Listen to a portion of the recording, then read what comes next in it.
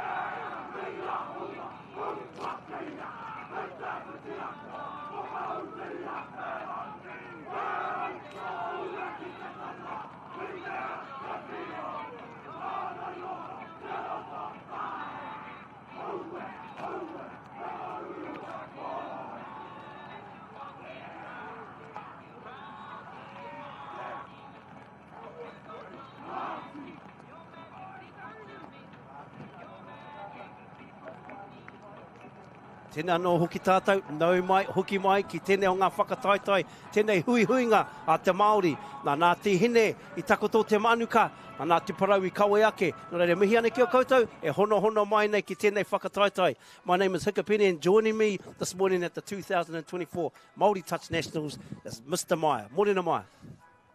Kia ora Hika, kia mau te wehi, what a start, what can you say after that? How can you possibly be prepared to play touch after the insane challenges we just see going down there? This is the first game on the live stream for day one of the 2024 Māori Touch National Tournament.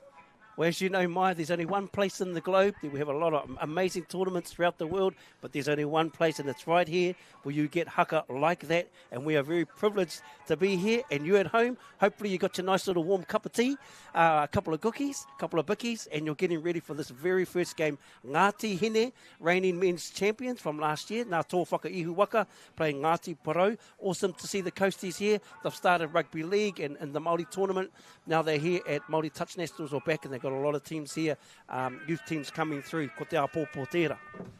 Yeah, just before we get into the game, I guess Hika had the privilege over the last month to be part of 3 touch tournaments, but there have been events where the kaupapa has been so much more than touch, and that is definitely what this Māori Nationals is about, as we started with an incredible pōwhiri this morning, and then we're just seeing the challenges laid down by these 2 teams. Yes, and here we have Mohio Pōri, Tahuri Western on the ball, Sean Wilkie, just at half, and sitting at left flank, we've got none other than Sonny Tuihi. Look at this defence here by Ngāti Hine, little follow through. Oh, yes, and testing those middles out nice and early, Maya. Yeah, hot start, and we haven't talked about the conditions, and obviously with the incredible team from Stream Shop there, you could hardly tell there's any precipitation, but actually it's been drizzling for the whole of the morning. About 7 a.m. this morning it started, and it hasn't stopped, not heavy, but it will impact the conditions, and therefore it will impact the game, Hika. Precipitation? Wow, kupu nui. Yeah, I searched that one up this morning. E me kimi te kupu Māori mo tērā. Kei te anga whakamua Ngāti Hine. Kei te haurua, kei konei pōkai awa kurukanga. Ka reira Boston, Tanateina, Madison, Kake. Comes from a very raw family of touch players. Quick transition over to Ngāti Porou. Yeah, what a star-studded team. Well, both sets of teams. We look down this team. Ngāti Porou, the Scudder brothers, obviously you got their Portini, Chauncey, Mohi, and then you've said Sean Wilkie already, and we've seen what he did, nearly got through in that first set. So star-studded lineups. What a game to start with. Is the best game of the tournament going to be the first game of this tournament as opposed to the last game like it normally is? Yeah, I need to taumata Chauncey, trying to outside ball, beautiful line. Oh, a few whakamua, forward pass, unlucky, but nice little platform there. 33 peel, as they say. Both brothers come on, both Paewhenua brothers, and it's good to see them. They're very strong ties of Ngāti Kōwhata, but it's good to see them go also back to the other side to Ngāti Porou. So we didn't get an opportunity to do the team sheet, but we will read out these players as they come onto the field. Good pick up there from the sideline referee on the left hand of our screen that you're watching it. I thought it was a forward pass off the ruck. I was interested to see how they're going to be navigated in this tournament. We more and more see so many forward passes off the ruck, particularly when going to those quickie options on the 7 metre line. Yes, here we come. Oh, yes, in the house. Here's Eldon Kake. I think all three brothers are playing here. Nice, Boston on the ball. Outside ball to Eldon. Just trying to find an outside play. Nice late cut. Sean Law. Through they go. Ooh. Oh, to where he writes. Yes, calling an early touch. Yes, I think he called an early touch. You actually said, we've got George reffing this first game, but that's actually not George, but he does look like him, doesn't he? George Haswell, obviously, one of the top referees in the world currently and has been for a long time. Handshakes and coffees there, Finlay. Here's Eldon Kake. Boston, it just looks like they're trying to get a little tahi-tahi, little sweep. Tākoha at half, outside ball to Eldon. Just trying to run. Yeah, nice. And you may see Razor, Suda Finch on that right flank. Gone back to his coastal roots. 32 peel here, picks it up, Eldon. Just trying to find some good. Yeah, Chauncey.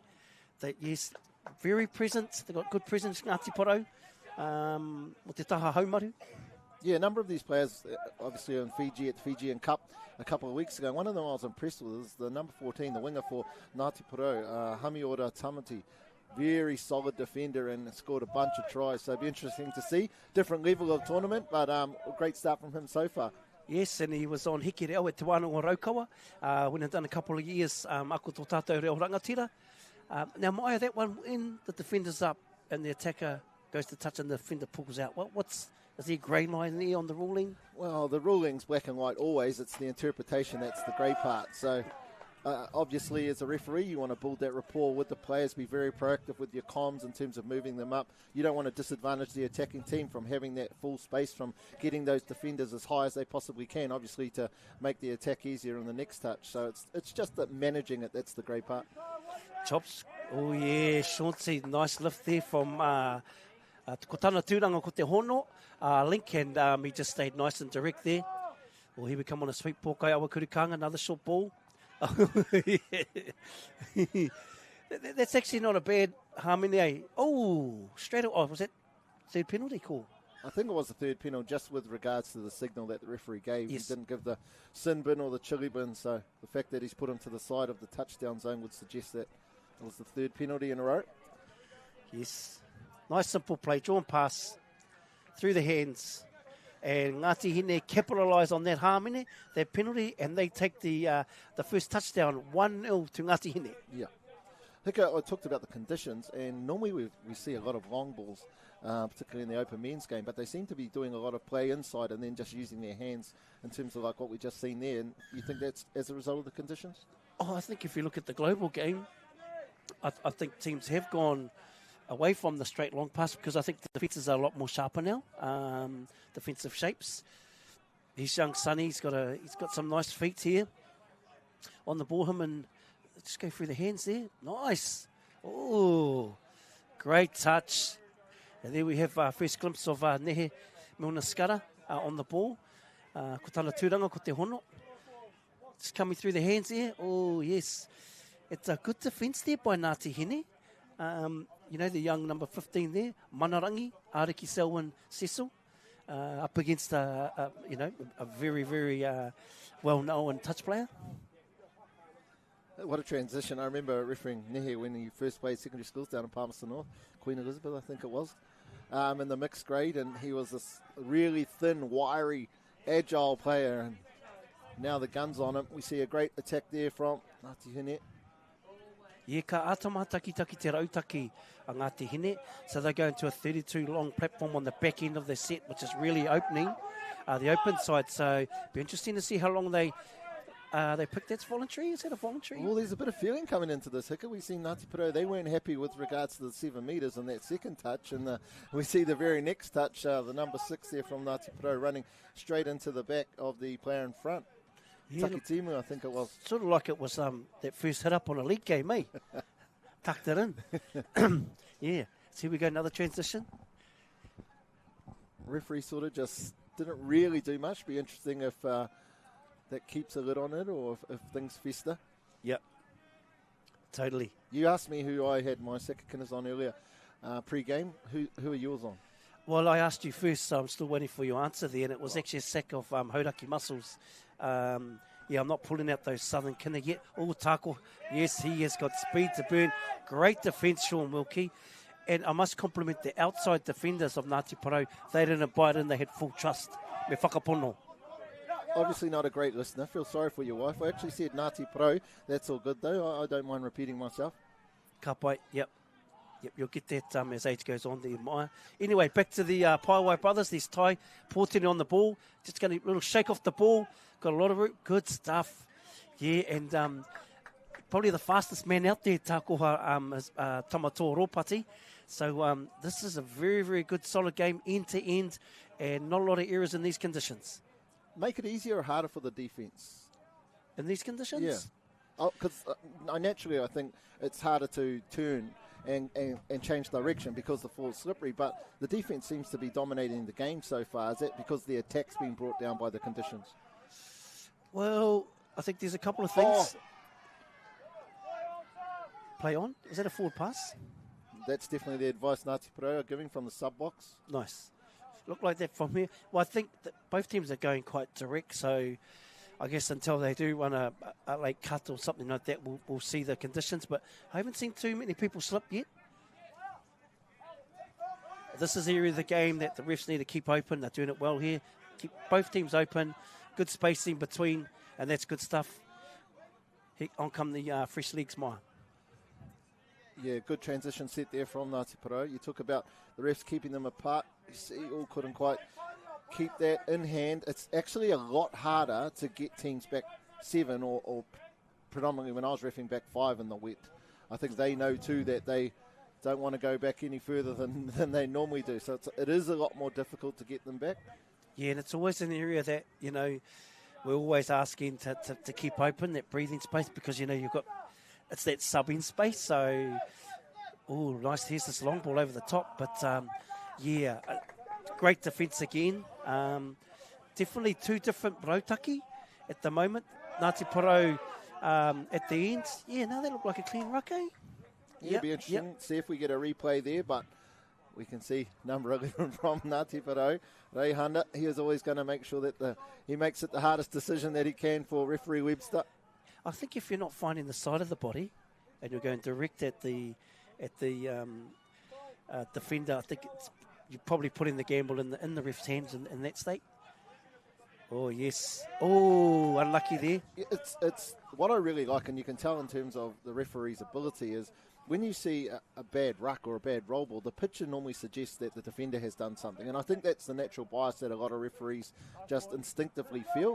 And so the quality of the ref really comes down to the picture that they see and they can interpret. Like you talk about, if someone's not going to get to the side, well, then they've put themselves in a vulnerable position as attacker.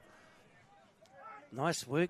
This is definitely a part of the game where it's sort of in the balance at the moment. Ngāti Hine are definitely 1-0 up. Ngāti Porou have been setting for, at the back end, they've been setting for this passive setup. There's just some micro skills in the wet. So you need to slow it down a little bit in these conditions. It actually looks quite doesn't look like it's raining on camera, but it is still, it's not heavy rain, but it's definitely enough to put pressure on those with the ball, as we see. they're playing for their iwi hika, but they come from many different areas. As far as you think of Ngati Porou, Auckland, North Harbour, Bay of Plenty, Hamilton, up north, they all come down to play there. So I can't imagine they have much time to gel together their combinations, and they still look like they're trying to find their rhythm. Yeah, well, Ngāti Hine, they have noho, and it's been good. They share their noho and the things they do. And also the Coasties Ngāti Porou, got to watch their rugby league journey and their rugby league and touch. So I think gone are the days where you just show up at the tournament and play for your iwi. If you're in, you go back to these noho and these wānanga that you have, and it really brings players back to their marae that they probably wouldn't normally go back to. They'll just show up to a tournament proud as anything, whereas nowadays it's a little bit bigger than the touch. Yeah, definitely. And that's what I alluded to at the start, that the kaupapa of this tournament is so much more than just the touch. Touch is literally just the vehicle with which we give people an opportunity to go back and represent their people and go back and get in touch with their whenua, where they're from, and learning all that tikanga around all that type of stuff. And Mohi Opodi still looking like a spring chicken out there. He was right in the lane. We've got a recount there. Pōkai Awa Kurukanga on the ball. He does have a nickname, but his real name's actually a lot nicer than the nickname. Tamatu at half. Great touch there by Api Paewhenua. Yeah, the young Manarangi come in. He's good feet here. Oh, yeah, keeping them honest here on the short side, Maya. We've got Ty. Is that a little GoPro camera? Yeah, it is. Yeah, GoPro camera. And no doubt we'll see some of those highlights after. I saw Drummy playing with one a few weeks ago. Oh, yeah, his speed. Oh, yes. It just got caught ball watching on the inside there. Disconnected. Won't be happy with that. Up he done his job. And unfortunately, Ty was just a little bit loose, got caught ball watching. But they asked the question, didn't they? Yeah, Finn Barnett, he's dangerous. He'll score more tries than anyone this weekend. You can be pretty safe. That's $1.01 right there. And he just does it again, always making it look so easy. And as I was speaking to someone a lot smarter than me, the good players don't get any more time or space. They just make it look like they have. Yeah, I don't think they'll be happy with that, Ngāti Porou, though. Just run an outside link in the middle, got caught ball watching. So Chauncey back on the ball. Oh, yes, offside there. They held really well, didn't they, the Ngāti Hine defence? 2 steps off the line, into space, and just holding ready to either hit or release. Yeah, connected, I think, is the key for me. They're all doing the same thing at the same time. All doing the things they need to be together rather than in ones or twos. Yeah, nice aggressive off the line too. Yes, ball down, yes. Nice, Chauncey. Yeah, same thing again. Just really, Ngāti Hine got out really nice and, proactive. Just forced that corner, didn't he, Chauncey? Stepped back in and got nice and low. And here we have it again, fresh from a win over in Fiji. Chauncey gets outside of that middle, slides it in. Yes, it kept the defender up high. So here we go, Ngāti Porou strike straight back. Watching a lot of the State Cup on TV last night, you've seen how intentional Australian teams are around sequencing their moves down on the line. Here we go, yeah, they won't be happy with that one. An error on touch 2. So here we go, Ngāti Porou have an opportunity to maybe strike back just on half-time. Look at this, nice work here. Nice and direct. Yes, touch 3. It's going to move it out here. Through the hands. Yeah, plenty of time. That's 4. They got one up the sleeve. They really need to get a solid plant here. Nice and strong. Great work, Portini. Come through. Oh, yeah. Good work, though. Finished down that end of the game, right on the stroke of half-time. And we have Ngāti Hine leading Ngāti Porou 2-1.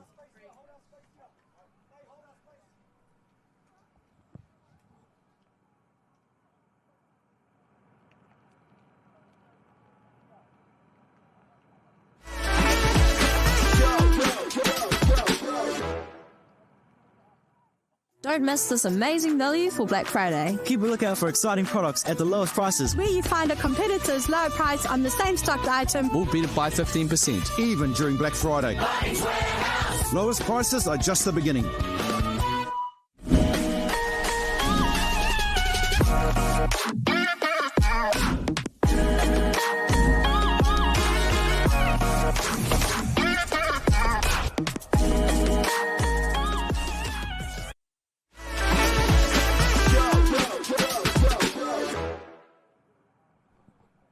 Kei aku rangatira, nau mai, hoki mai, ki tēnei whakataitai, ko te reanga tāne, whakataitai pāwhiti poro Māori, rua ano mārua te kau māwha, ko te wā wehe rua, Ngāti Hine rua, kia Ngāti Porou, ko tahi te piro. Maya, your thoughts on the first half? Well, actually, I was just eavesdropping into the Ngāti Porou half-time talk there, where I imagine skipper Chauncey Edwardson's taking the talk and very calm and almost alluded to that they found their rhythm in that first half. They're now where they got to, and we could tell that momentum sort of switched towards them. They scored the last touchdown of the game, and then they're sort of dominant in those last 2 minutes. So he's just saying, now we found our feet, let's keep sticking to those processes and trusting in it. Hey, tikatau. Now, I know there's a lot of whānau watching, and we didn't get time to do the team sheets. And, I know there's a lot of kaumātua out there that have mukapuna here carrying their names. So we get a little opportunity just to mention a few names for Ngāti Porou, Tāhuri, both Skara brothers, Nehe and Eruera, Edwardson Tawehi, Tukerangi, Paewhenua, Opori, Takitimu Cook, Josh Rauhihi, Paewhenua, Reihana Suta, Tamati and Sean Wilkie. Your kaiwhakahaere is Te Ātākura Paewhenua, your coach is Pōtene Paewhenua, and your manager is Muhi Opori. So mihane kia koutou, kei te tai rāwhiti. And here we go, Ngāti Hine, tap off with the ball. Is it? Yes, I've got the ball. So now had a half, you've got 15 minutes to touch under your belt there, Hika. Are you able to make a decision on who you think's going to take this one out? Oh, did you put your muscles on anyway? I can tell you a third time if you want. Yeah. I'm going to go with you. Here we go, straight back at it, Ngāti Hine. On the ball, we've got, both brothers, Ropati brothers. Pōkaiao, little fake play, going to use that speed. Through the hands. Nice, still keeping them honest. Tākoha, Ropati. Touchbacks open mixed, World Cup captain. Younger brother, Tamato, left foot, through the hands. Oh, and again, ooh. You know, Reihana's done really, really well to force him back inside, didn't he? Because he was actually quite vulnerable 2-on-1. Shows the class of a high-end winger, touchbacks winger, New Zealand Māori winger, all class. Yeah, totally. When you talk about wingers and someone asks you who's the best, your names like Kev and Reihana and then Barnett comes into mind straight away. So, yeah, he's been a elite winger, elite touch player for a long time, has Reihana. I wouldn't be surprised. I don't know if any teams have noticed, but the middle defender down on the scoreline has not really been asked to get all the way back 7 metres, and so it's making it very difficult for the attack to do anything there. So if either the team have identified that, I imagine they might start to go more 32 long plays or something like that, sweeper plays where they're not attacking that defender so much. Yeah, good call. And I feel sorry for Ngāti Porou because you're right, it felt like their defending 7 was slightly short and then they get penalised. So, but really, really good discipline. Between, and I guess good whanaungatanga between the kaiwawao, me ngā kai tākaro. But yeah, you have identified that, there was a nice little check pass there, to that pocket defender. Nice and clean here. Yes,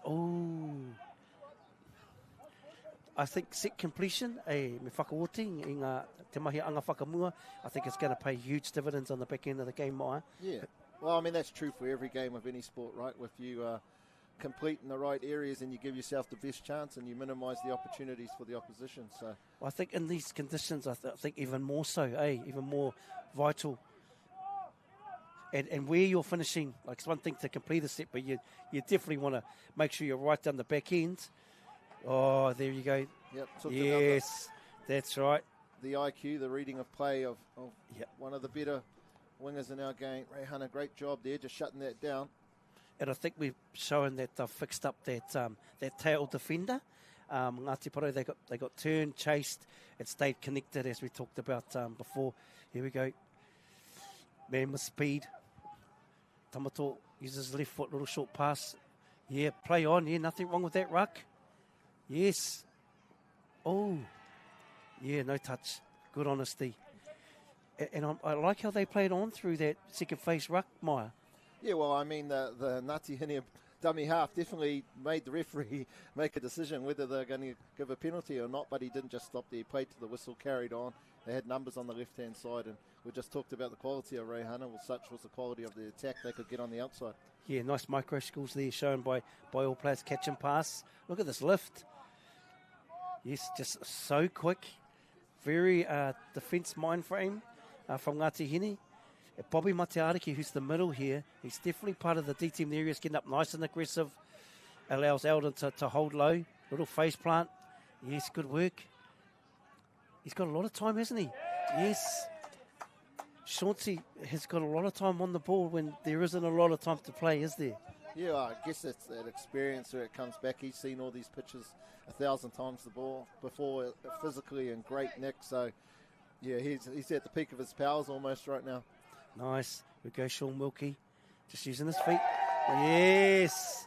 Good stuff. And we talked about the conditions, talked about the wets, and there we go. Sean Wilkie gets a nice 33 quickie, and I'm sure they're going to load this up. He's quite an enigma, Sean. He's the most humble young man I've ever met in my life. He's silky smooth. As you see him just there, makes it look so easy. And so when I see these outbursts, these articulations, these expressions of how pumped he is, I always find it to be not out of character, but you don't get to see that much out of him. Yeah, ko tāko ha te tau ana kāko reo Māori. He auka ngā reo Māori a Sean Wilkie. Here we go, Pokawa Kurukanga just using his feet through the hands. Nice work. Yeah, and these two went at it in Fiji, didn't they? Hami and Finn over there. Bolavanaka to all our whānau over there. Here we go. Ngāti Porou, kei te anga whakamua, pātua rua tēnei. Kei a tai te pōro, pātua toru, kei a nehe. Ko tāna ko te anga whakamua ki Waitākere te whira. E tāhuri, Shorty's going to get on the ball, going to run a little tuck play behind te nehe. Through the hands. And Harvey's just going to come through, just needs some support here. Yes. Oh, good work. Way to double off. Young Manarangi from Ngati Hine. Doing really, really good work. Ariki, Selwyn, Cecil. That same dynamic duo working together, Edwardson and Milner Scudder. They set up the last one, nearly did it back-to-back, 3-2. Nice work. Here we come through again. Nice and clean. That was a good ruck. Through the hands. It's just slowly starting to stretch the play now. Goes to Wehi right. Oh, yes. Through the hands. Yeah, and there's a kei te pātai ki ai, I mean, a pāti pōro. But here we go, we're going to carry on. Good poker players. I'm surprised that things didn't kick off from that first couple of instances we've seen in the first half where there was a bit of niggle in the game, like you talked about, the rugby league run-up. So obviously the teams now realised it's just time to play and then pulled their socks up and get amongst it. Yeah. Was a little bit of whanaungatanga there, eh? Here we go. Yeah, they're going on that point. Oh, what a pearl. Oh, yeah, like that again. Yeah, they're definitely able to have a pocket defender, Ngāti Hine, aren't they? Just to hold back, and they're quite happy to go on that point defender. With such an electric start to this game with regards to the haka and then straight into it, that we forgot to mention this is the 10th year anniversary of the Māori Touch Nationals being here in Rotorua, and this is an incredible venue where we've seen so many other national tournaments being held. But not only that, this tournament, get your words out, Mara, is the longest running tournament in the world, the Māori Touch Nationals. Yes, well, you know, we're the geothermal capital of the world, so no better place than to have a tournament. Straight back on. Look at the speed of the transition. Yeah, good touch by the young winger there. Just holds him up through the hands. And this, what a grind. What a grind there. Yes, and Pokawa Kurukanga, he has done his homework. And seen a player who goes in with the head down, not looking up, and just balks the touch. And that is a huge play. That's a very, very big play, especially if they score off this transition. Yes, Pokawa just having a little look-see. Tamatoro Pati at link, and we've got Boston Kakes at link. A nice little platform here by Ngāti Hine. Tio Pira. Oh. Oh. There's no way. There has to be a touch. I think if you're the ref, you just have to call the touch. No space. There's like two defenders right in front of him, literally, and somehow hika. That's not possible. No, well, the error came by a handover when Ngati Porou had the ball just from a simple, here we go, look at Twinkle Toes. Gee, goes, oh, I'll tell you what, we might see Finn playing link The next trials, we might move in one. But here we go, 4-2, and there's nothing in this game. There's only been a couple of opportunities that have been the difference. We've got Weston, Mohi, Sean Wilkie. Yeah, I think you got to keep those that are hot on the ball. Yeah, trying to pull away here. Outside of these two teams, Hika, if not these two teams in the final come tomorrow afternoon, then who else do you think has the opportunity to potentially get there in the men's grade? Oh, yeah, he's put it on me again. Yeah, I'd have to have a little look, to be honest, to see. I think we're going to know after this first round. There we go. Physical touch. Oh, I've seen harder. Yeah. However, Ngati Hine will really enjoy that penalty that just let them come up the field, start their set, 20 short of halfway, and look at the momentum they're creating straight away. Yep. Be very surprised if Ngati Porou can hold them out. Wanting to keep that momentum. 32 play, back off his right. Oh! Was there almost too many options there? Like, Reihana was in the middle of no man's land, and he could have went short, he could have went long. Obviously, went long. Execution. It was execution in the day. Yep, 3 options himself, short or long. And Razor, yep, going that side. It's always going to be Takiwā on the slide in here. Oh, gets down low. Oh, caught him offside. Yeah, it's a good call too. I talked about that before, the toucher not getting back on side. I'm not sure if Nehe was the toucher, but... Yeah, I think the question was he made the touch outside the 7, which means you don't have to go back to the line, right? But we'll see here exactly where the touch was made.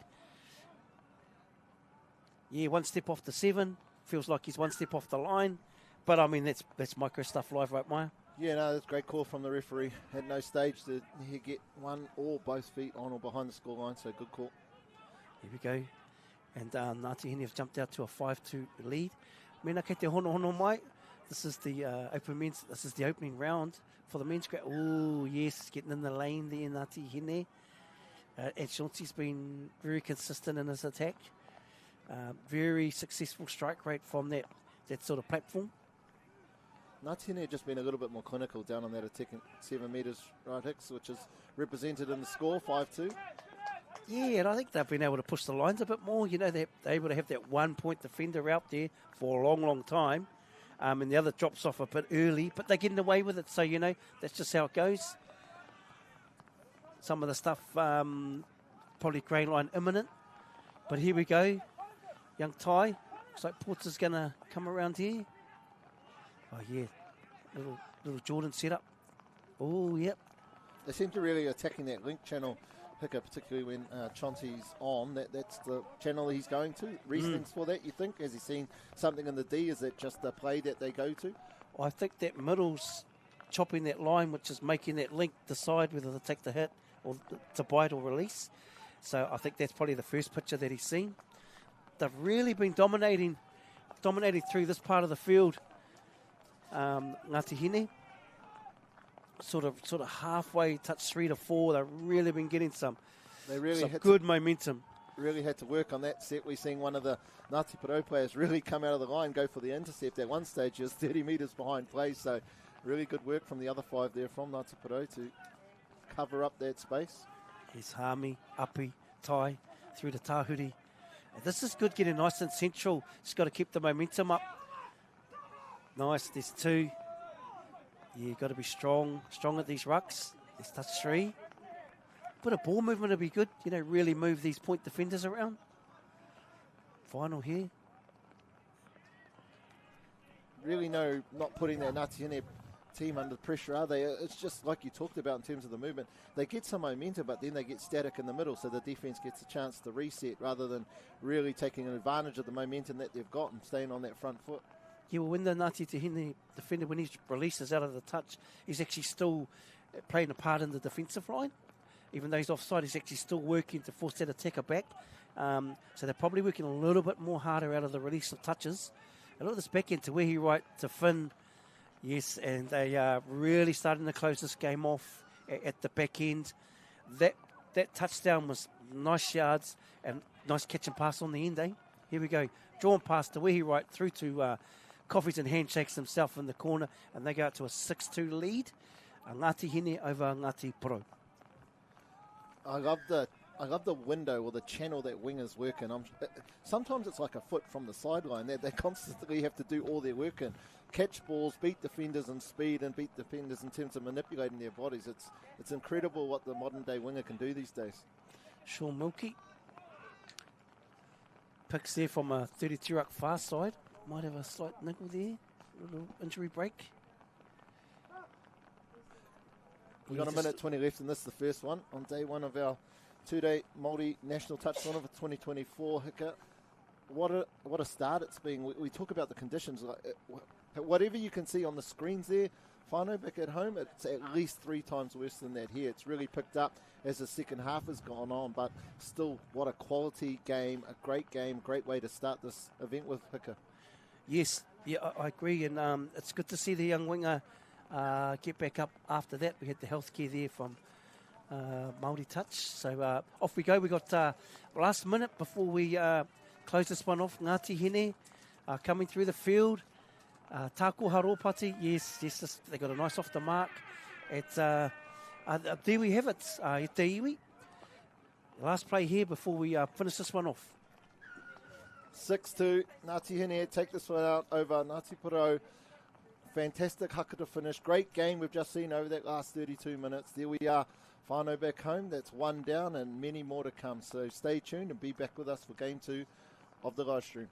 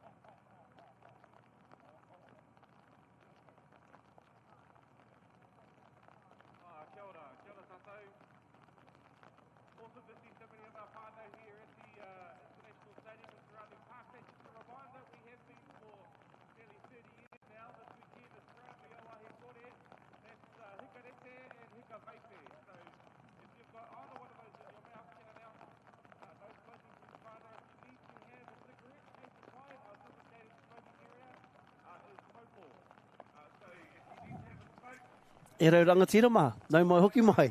Welcome back to our live stream here. And ane nā kēmu e whai ake nei I tēnei ata. Ko te kēmu e whai ake nei, ko te whiringa, ko te reanga o ngā wahine, a ngā māreikura, ko Tainui waka e pakangātu ana ia Te Arawa waka. So we've got Tainui in our very next game taking on the locals, Te Arawa waka. Yeah, there's a lot of familiar names that you will hear throughout this broadcast in the women's grade. Mai, I know you were dominantly refereeing in the men's grade, but no doubt you would have seen a lot of young wahine come through the grades over the years. Yeah, definitely. There's a different, I guess, cohort of these young, incredible wahine touch players that have come through. And now, many of the ones that were coming through, as I was refereeing, are now the coaches and the managers. And I just think what an asset for the young wahine that are playing the game today in terms of having those experts, those elite players now becoming incredible coaches and just passing on that knowledge. Just before we continue on with this game, however, how great again, just another one of those examples of the kaupapa of this tournament being so much more than touch, was seeing the two teams together. They didn't just come together and go hip pray, hip pray, hip pray. They come together and there was almost a big wānanga happening out there and just that whakawhanaungatanga happening. So it's just a special event in so many ways, more than touch, which we love the game. Yeah, and you can hear the song in the background. And as I said before, there's only one tournament in the globe, toi tū te tiriti, toi tū te kotahitanga, toi tū te ao Māori. And you'll only, I guess you got to be here, and feel that, and it always makes us, tino whakahihi, makes us be very, very proud to represent our people. And speaking of our people, here comes the Tainui-a-Waka wahine, and they're coming over to this side. There's a lot of familiar names in this team. I see Zadie's back playing.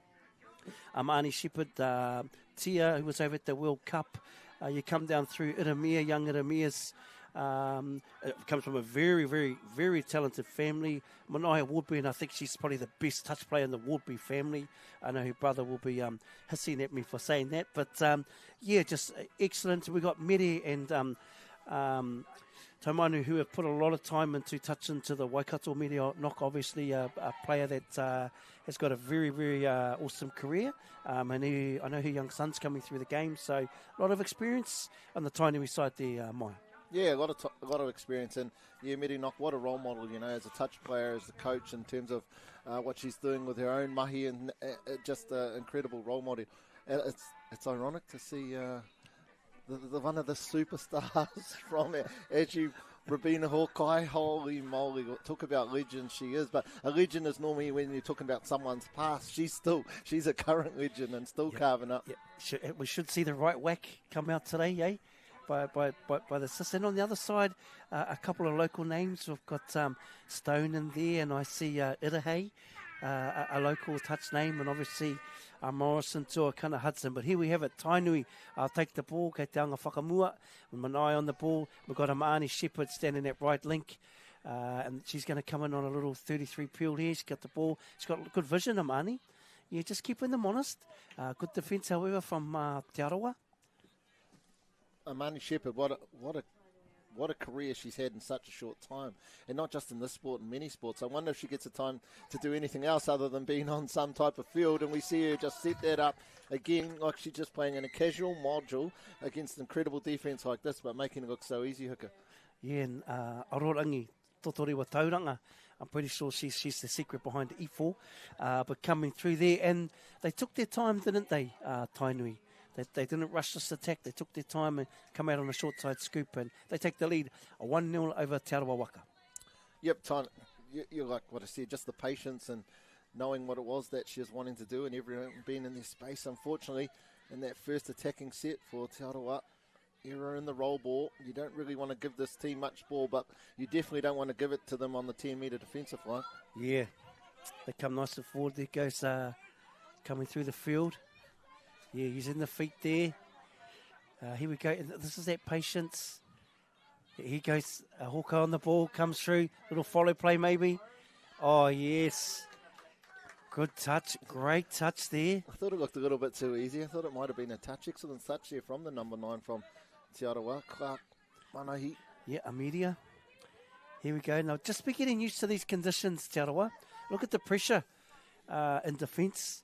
Straight up, back on, lift up here, and you know if you can pressure teams getting out of their half in these conditions, it's going to be less work on the back end.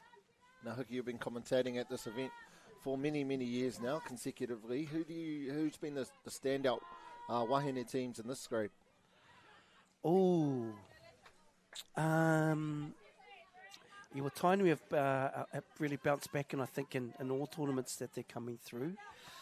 But we also have, I'm not sure if Jean's here. Jean always comes with a really strong team, really youthful team over the last few years. So yeah, they've probably been the two that have contested. I guess a lot of the tournaments around our country, sort of those sort of top teams. We see the first penalty there for just the Te Arawa team not moving forward, just holding, almost in that Mexican standoff. Yeah, Kai Kepa there. Oh, yeah, would have probably just rushed that a bit. But having said that, they're keeping everyone honest. This is just a little part of the game that Te Arawa, they can clean that first today, that quick transition. Getting out of their half, here they go, just opening it up. That's touch 3. The key is obviously those fundamental skills, or micro skills as you call them, Hika, being accurate so that you're giving the ball over in the right end rather than giving it, like we just see here, Te Arawa on the halfway line. Unfortunately, another drop ball and giving this lethal attack an opportunity to have 6 touch in the attacking half. Yeah, I think, I think it's a little bit like you at the Porou karaoke, on a Thursday night. I think it's about having good rhythm. Good rhythm through it, and sometimes we don't get good rhythm. The mic cord comes out during the chorus. You've got to plug it back in, and I think Tainui have got good rhythm as they go through the field. I think the problem with the karaoke back home is that everyone thinks their rhythm's amazing. Well, as one of my kuya said, boys, as long as I'm tapping my feet, it's all good. When I stop tapping my feet, it's no good. So as long as they keep tapping their feet, I guess it's all good. But here we go, Te Arawa Waka coming through. And it's great to see this young youthful team here. So obviously Te Arawa being ko te mana whenua te haukainga at Pōwhiri. It's awesome seeing all these young, some new faces too. It's another tournament where you can bring through new whānau. First time they get a nice pick on the back end of the set. He's going to scoop out a little bit of speed there. Look at the speed. Yes. And through, yes. Touchdown. And I'll tell you what, I would make sure that Jasmine Morrison is on the back end of every pick. What speed to burn. Yeah, there was nothing on really. Like, it was a really accurate set. They were obviously taking care of the ball control, and then just off nothing. The defense is almost set, but the speed again, here we see Morrison, and then just linking up. Unfortunately, the wing defender there for Tainui falling off her attacker. So that's an excellent touchdown there by Te Arawa to come back 1-1. And I'll tell you what, Zadie, the defender, she's not slow. So that just goes to show how much speed there is. Elena, beautiful young touch player, coming through, little inside ball. Yeah, all good touch from the inside. Tia Kiemara, Manaia, just come back from Edinburgh with the Open Women's. And same as Elena with the Cook Islands. Here we go, just trying to... Nice skip pass. Oh. Yep. They can be crucial, right, in these conditions. You're not going to get many opportunities, so you must take them. There was really no pressure other than the pass, but even then it was a quality pass. Yeah, and we didn't get to the Te Arawa team sheet. Apologies for that, but I just saw Tia Notai out there for Te Arawa. So good leadership, but they get a nice penalty on halfway. I think once they get into Tainui's half, they'll settle. It's just getting out that's been a little bit clunky, but there they are. Oh, and I just saw that. I'm sure that's Hine Tautia's young daughter, number 7. Yes, it is. Kahurangi. Very good athlete. Plays multi-sports. Coming through and testing herself at the Open Women's grade, which is great there, Mai. Yeah, they've wrestled back a bit of momentum, have Te Arawa. Unfortunately, again, another mistake. They've had 5 sets and unfortunately turned it over. So the fact that they're 1-1 shows that really digging in defensively, and if they can sharpen that area of their game up, then Tainui will they needed to make the most of the opportunities they've had early. Yeah, good work from Ngati, the defender. Just stay nice and tight, locked in there. Comes through, great touch. Good stuff. And that's probably what they need to force more, the big long pass, Really make sure they're forcing that. This young Dani, and I did say you would have seen her on picking her dad or her uncle, kōpai? Yeah, well, I sort of just started on the back end of when he was absolutely carving everyone up all the time. But it's crazy in that my whole journey, he was always talked about still. So he wasn't a flash in the pan, as everyone knows. An absolute legend, and everyone just talks about his incredible skill and dominance of the game back through that time. Totally. A next generation, right, coming through. So here we have it. It's 1-1. Tainui started, as they say, with a hiss and a roar. And Te Arawa come back. Beautiful touch there. That was a lovely touch. Really dominated the ruck. Outside profile by young Jasmine Morrison. Obviously, renowned name globally from Te Arawa. Coming through here, it's quite a deep channel. They get good speed. Just this part, and I'm sure they'll clean this up because they look very, very good once they get into Tainui's half. Here we go again. It's just sort of one defender lifting, eh? Yeah, just that extra pass to get on the outside of that point defender so they can get more metres, create more opportunities like this. That would have been crazy if they scored again on this. They've had really one attack, and that attack come from 25 metres off the scoreline, and they've got a touchdown. So if they can get to that end, then they're going to be pretty lethal. But I imagine Tainui might be, I don't know, frustrated's the right word, or concerned, but the fact they've had so much possession and quality field position, then you'd think there'd be more than one touchdown on the scoreboard for them. Yeah, I guess when you think of the national representatives that they have, they've got a lot of strike, but you've always got to work for it and earn an aim. It's not just going to happen. And I think we'll see the experience. But these young girls from Te Arawa, they just need to just keep working hard because their line defence has actually been sort of quite solid. And now they're in the game. They've found the rhythm, and they're going through their paces. They've just got to get out of their half with the ball. Full set on the line. We see them here. Just a quickie play in the middle. Beautiful touch. Third in there by Te Arawa. Grace Tuakana Hudson. Yes, and we just bumped into Papa this morning, working hard, along with her very hard-working mum. Here we go. Tia comes through. Short side scoop. Yes, great mirror defence. Yeah, you've seen a bit of a push off there from the winger, come to nothing. So referee didn't have to make a decision there. Let's see what they can do in terms of these yards, this transition through this orange lane, or even just getting to it, really, isn't it, Hika? Yes. We see an extra pass there. We talked about that in the previous set. And again, they got an extra 10 metres. Unfortunately, went over the mark, but that's what they need to be doing, don't they? Yep. This is going to be good for them. It's touch 4. They got one more here, and hopefully 2's out there. Oh, nice, yeah, beautiful work there. There goes Dani coming through the hands. Yeah, great penalty. Great penalty, and I see Taylor Stone's out there from the Stone whānau. Produced a lot of touch players and athletes. There she goes. Oh, unlucky. Yeah, unfortunately, eye off the ball there from the number 6. She's pretty keen to score that one. It was a good little setup. They finally got an opportunity, 6 on the line, and unfortunately couldn't make the most of it. But again, 1-1, and like I talk about the dominance in terms of possession from this Tainui team. Yep, thought there might have been an early roll ball. The referee's been really good, haven't they? Letting the game flow, but picking up those very clear and obvious things that are happening in the game. Yeah, is that Dion? Dion, right? Yeah, I think he's picked those things up really, really well. And yeah, credit to these three. They're keeping a really good flow to the game. Yeah, always good. It's hard, though, in the rain. Like, you can see that particularly down on the scoreline in terms of the touching defender not really ever getting 2 feet on or behind the touchdown line. But yeah, and me tiaki te Porou, eh? It's vital that you look after the ball in these conditions. Oh, yes. Hawkeye just looks like she has a little ankle. She'll run that out. Man, it'd be interesting to know how many campaigns she's been a part of, Maya, over the years. I'll tell you, whatever the number is she's been a part of, they'd probably finish with a gold medal, all of them. Such as their quality and the impact she has on every team, and they just seem to be so successful. But we see here Tainui. Yeah. A lot of yards.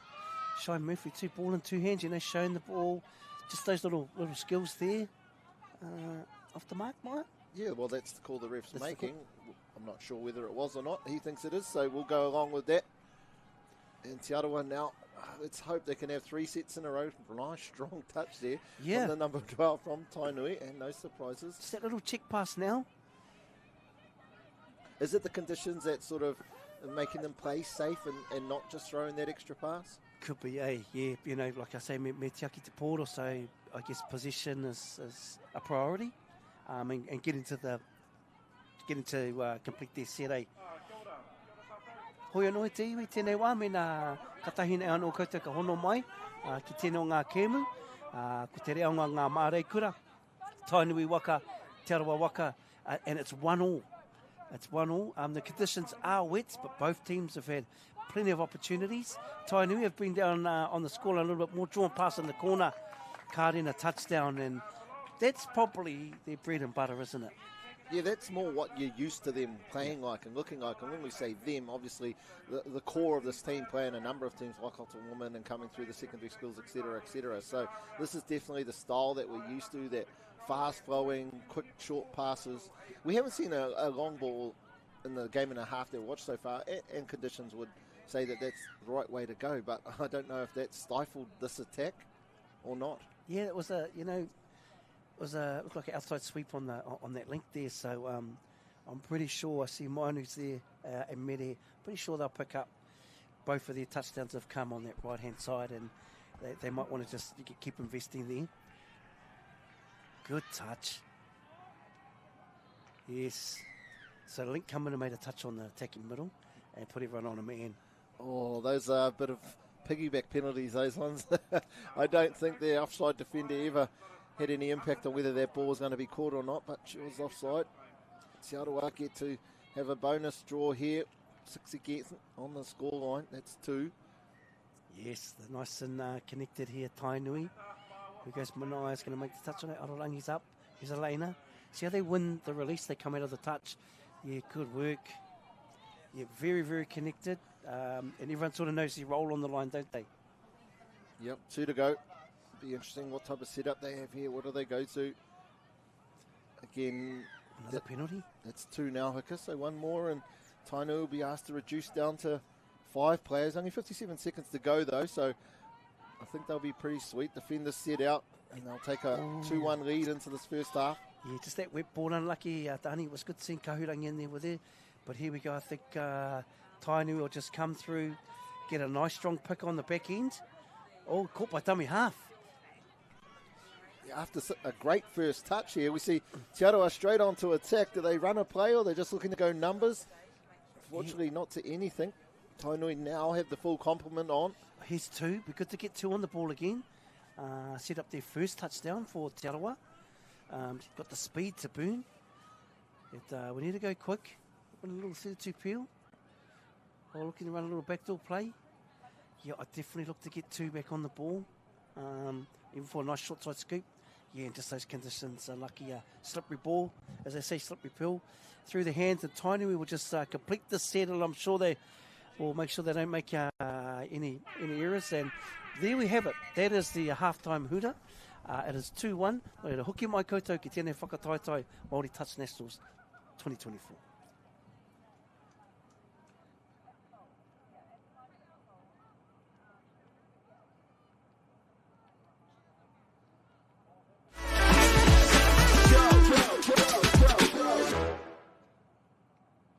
Don't miss this amazing value for Black Friday, Keep a lookout for exciting products at the lowest prices. where you find a competitor's low price on the same stocked item. All beat it by 15%. Even during Black Friday. Lowest prices are just the beginning.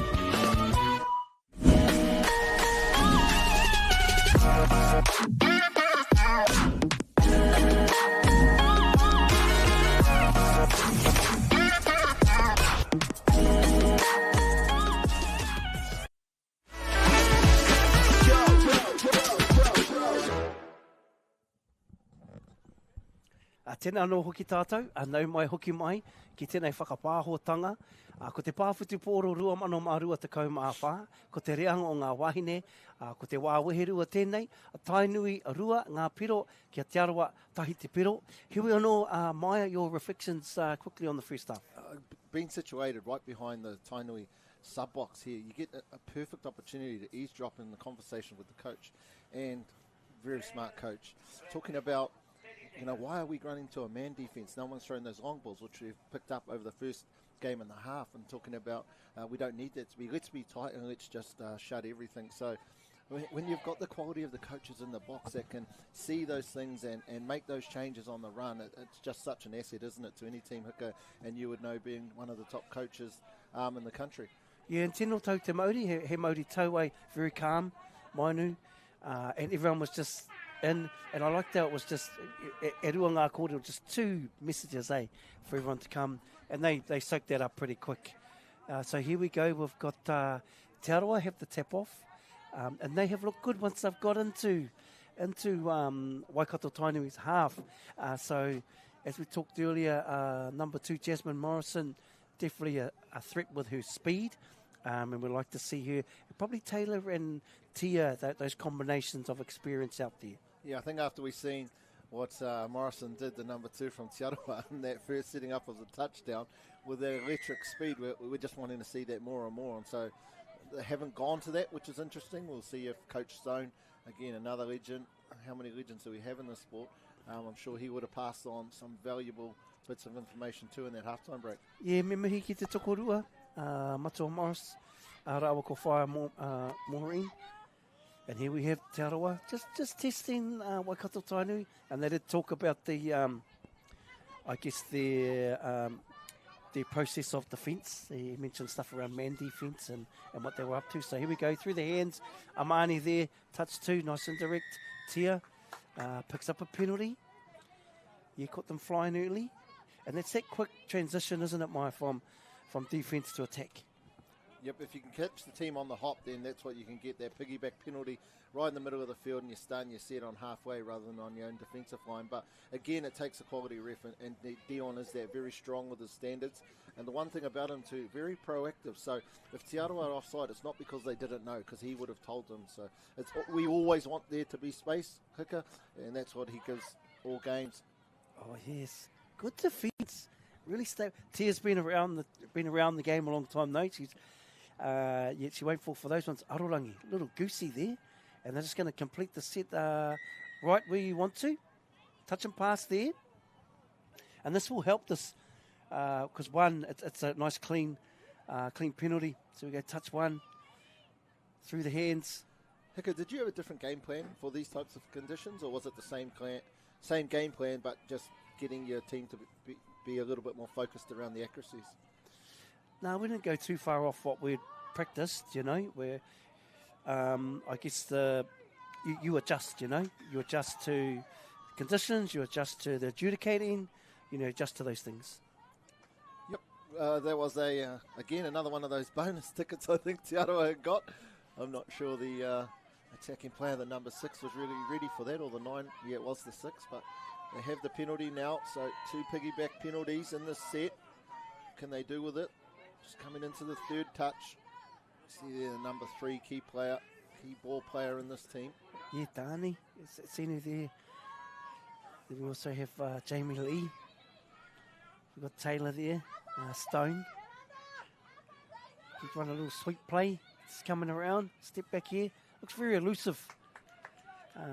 3. Timing not quite there on that sweep, was it, Hika? So the defence wasn't put under pressure, particularly that point defender. So they were set once the time that backdoor player had the ball.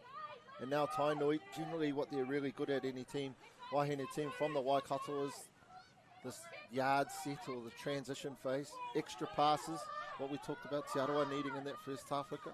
Yeah, and Elena, they put real good pressure on them this half.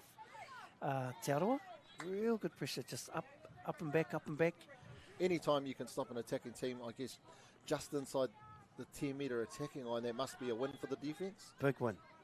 Definitely, especially, when it's something that we never saw in the first half. So, obviously, they've talked about that, Matua Morris, putting pressure when they exit, and they've gone out and executed that.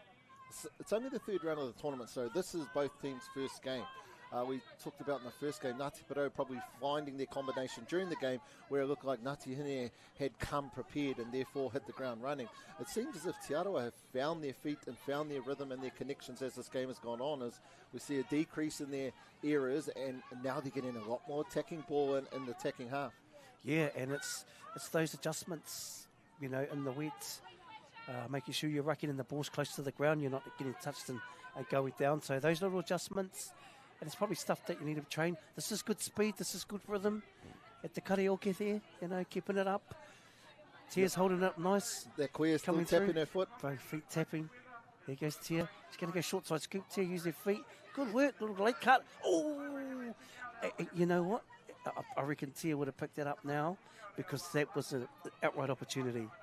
Tainui missed a really easy opportunity in the first half. We've just seen Te Arawa do one there. I guess it's 1-1 in there, but crucial in terms of the overall potential result of this game. Yeah, well, there was no tail defender on that, eh? Isolated the middle, got done on a late cut. That far link should have been there. Here we go, Zadie with his speed and feet. He's got to keep it. Yes, you want to really force. There we go. Yeah, unfortunate one end. It could have been a touchdown, but, this is what these, I guess, experienced teams do, eh? They soak that up, go down the back end, get Zadie on a scoop, who's got lethal speed and agility. And really like how she had the ball in two hands, and really sold that. It's ironic calling this Tainui team experienced, right, in terms of how young they are actually, but you're correct that the amount of games they've played together in different teams at different tournaments means they sort of know each other like the back of their hand. And, the box is calm, eh? We're right behind the sub-box. Very calm. No one's flustered or anything. They just, I guess, go back to that famous whakatauki, stick to the process, as they say, hanga whakamua. Here we go, Stone on the ball. Back to Dani's there. She's done me half. Nice work. Touch and pass there. They've definitely improved this half and got down to Tainui's end of the field, haven't they, Mai? Yeah, they had, 3 sets maybe in the first half where they had anything on the 7-metre line. But this half, a lot more position, very even, I'd say, evenly weighted in terms of not only the position but the field position that they've been able to attack in both teams. And if you watch, they get into the side of the body, on all their plants, so it's a very, very clean platform. Dummy half there. Yeah, dummy half. Good work. And everyone's in on the game. Everyone's very in tune. Just get to the side of the body here. That's probably an area that they've got a little bit better. Just you need to engage. Same thing again. There's a little extra traveller pass there. And look at this, both middles lifting. I think they can sense areas when it's a slow play the ball. They'll react. There we go, good touch at the hip. Found the hip. We almost got what we were wishing for. We see Morrison going around the back door. Thought we were going to be able to see her gas the link defender, but unfortunately a mistake. Tainui, though, straight back into it. Yeah, and also Manaya. Wharikura, she's been working hard in defence here, standing at right middle there, squaring up. Yes, there's the soapy ball again. The thing about the Tainui team is I think they've got a lot of gears in them, and I'm not saying they've been coasting, but at any moment they could just go up 2 gears and take this game away. It is 3-1, so it is a bit of a effort there. We see Te Arawa make a mistake, unfortunately, but I wouldn't be surprised this heading into the back end of this game, the last 9 minutes of this, the second game of the live stream, game 2 on day 1 of this 2024 Māori Touch National Tournament. If we see this Tainui team just go into a new gear, maybe take it away from Te Arawa. Yeah, obviously wet footy that we're watching at the moment, but micro skills are sharp side of the body. They do it really well.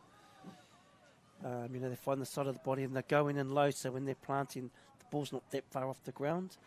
We've seen a lot of drop balls at the ruck from a high plant, probably the old cut plant. But this is where you learn this stuff, eh? Elena there, she'll slide that one in. Good, ball down. Great work from 12, just a step off.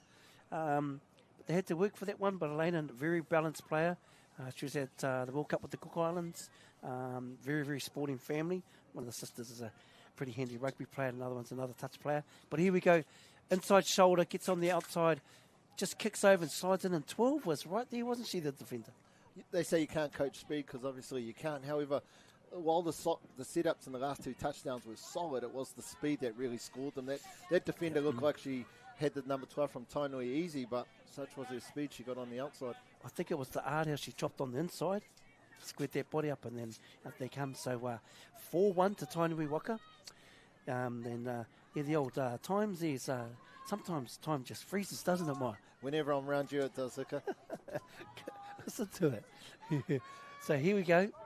Here's Dani, and we've got used to her name number 3. Hey, she's managed to get a penalty. Well, as a coach, what are your thoughts on that in terms of that penalty was against one of the wingers, not moving forward? So obviously miles away from where the ball is, but potentially could become an issue in the next play. No, I always feel if it has no... Oh, great work. There she goes, young Dani. Great work. I always feel if it has no bearing on what's happening, I think common sense is play on, but that's not what the rule says. So I guess that's what you're always battling, right? And then that would be a killer, right? A touchdown scored straight after it. Yeah. So Te Arawa making the most of that bonus penalty they got there. And what a way to make a name on the stage, you know? Because I'm not too sure if many people would know the young lady. So, yes, gets a touchdown. Good work. And has worked tirelessly in attack, hasn't she? That was dummy half. So I think the referee was distracted by the dummy half player. Sort of, I'm not sure we'll get a replay on that one, but it was definitely a dummy half play. Now it's going through. Wow, it's almost fair's fair. There was a penalty just before where there was a touchdown scored off it, and again, technically a penalty, but potentially one that wasn't required, and we've just seen there a player get touched dummy half, but not called up. And then very next play, we see this excellent work from the number 3 from the Tainui women's team. Yeah. See ya. No comment. I think the dummy half one, that's a hard one. It's as a coach, you know, that's a couple of grey hairs, that one. However... Doesn't seem like there was any dummy half touches in your teams then. Hikera is still sporting a fine. You're part of Movember? Or this is just the natural look? Yeah, natural glow, you know the soul glow? The salt? Soul glow. Oh, soul glow, okay. you know. Bruce Leroy, Oh. you know, seen those ones? Anyway, back to the real stuff. Here we have Te Arawa on hot attack. Leina gets out, wins the release. Oh, look at that. They're just beautiful connection there. And I guess if you were coaching against this team, you would see you're up against it. But here we go, Tia Notai. Yes. I mean, again, Tia's played a lot of touch over the years. Been in a lot of very successful teams. Great to see her wearing the Te Arawa colours of her iwi. Nice here on the pick, little 32 peel, early release. Oh, unlucky. I think one of Tia's highlights of her career was when she played in the Whangamata rugby fundraising tournament in Whangamata about 15 years ago for this great team in the Hauraki. I'll tell you what, Whangamata, he's got the nice surf there. We're lucky to be there around 4 foot. One early morning, many moons ago. Very, very beautiful part of the country there. Oh, Amani, look at that. And Amani actually hasn't had a...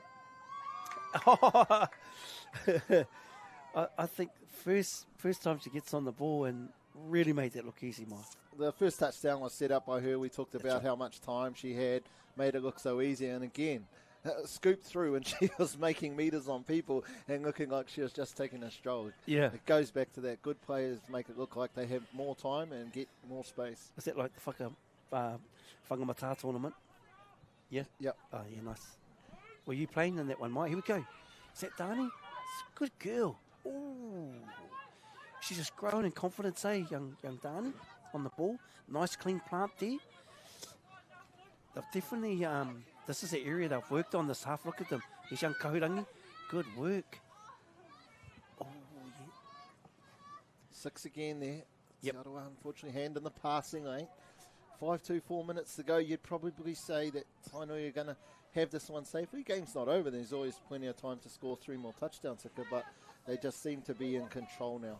Well, I think this second half for Te Arawa, they can take this into their next game. I think their fly defence, when teams are exiting, I think that's a real positive. And we've found a couple of players that we could see are probably players you want to set for. In number 2, which is Jasmine, and also Dani, and obviously Tia. So I think, yeah, there's some good template there to move into the next game. And a lot like I think the first game, you know, with Ngati Hine being the reigning Tōwhaki Waka, reigning men's champions, you know where the standard is. And it's good to see that game 1, day 1, opposed to day 2, game 4.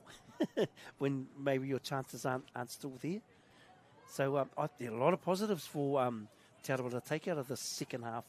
I think you can see the improvements probably from a halftime talk in their stuff. Oh, nice slices through. Nice work.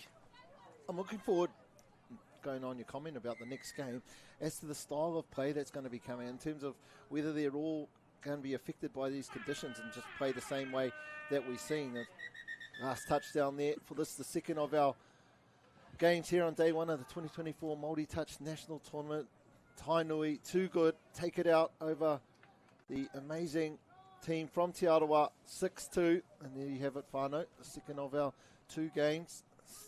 Right up next, third game coming up, we have a really important battle in our senior mix. Looking forward to our senior mix grade starting off. Senior mix, Section B, Waitākere, one of the teams coming down to be part of this tournament. 75 teams in this tournament, so stay with us, and we're excited to bring you the next one here in our senior mix grade.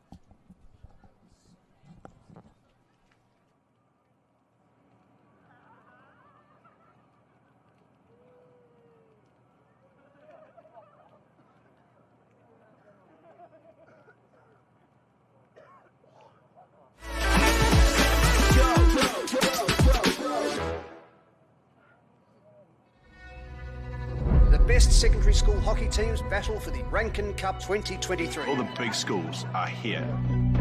Tino uaua ki te rapu kaitākaro nā te iti o te kura. I roto i ngā tau, ko puta etahi wero, he wero I tā mātou whakamahi te reo. Ko etahi o ngā kaitākaro kua hāmene hia. Ka whakawhiti koe mai I tō tinana ki tō ngākau. Kia toa I te kēmu nei.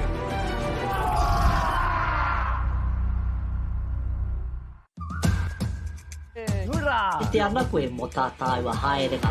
Learn pūrākau. Explore te taiao. Whai mai. Tūhura ki whakaata Māori me Māori Plus. We're going to have Māori getting ownership rights recognised in the taku taimwana. So they created legislation, foreshore and CBD. It's about time we started looking to a new future. Dan Carter knew the power of winning. Your instincts tell you the sky's different. The flip side of that was the intense pressure. I'd go back to my hotel room and I'd be broken. Dan Carter, a perfect 10. Ki whakaata Māori me Māori Plus.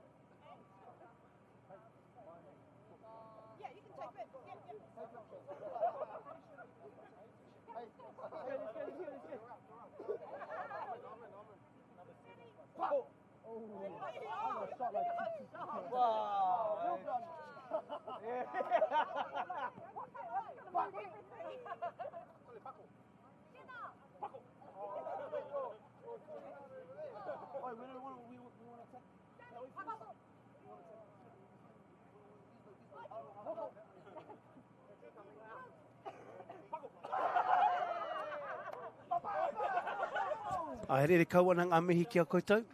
Koutou e hono mai ki tēnei o ngā whakapāhotanga. Ko te pāwhuti pōro Māori, te whakataitai rua mano, rua te kau mā whā atu I Rotorua. Te Arawa waka, tēnei te mihi ake, ngā mahanga nui. Hoi anō, tēnei ata, tēnei wā ko te kēmu, e whai ake nei, hei te kau mātahi karaka, ko te pakake hanumi, tāne wahine. Maia, te Ātihaunui-a-Pāpārangi, taking on Waitākere, and this, as they say, the senior mixed grade that we all envy.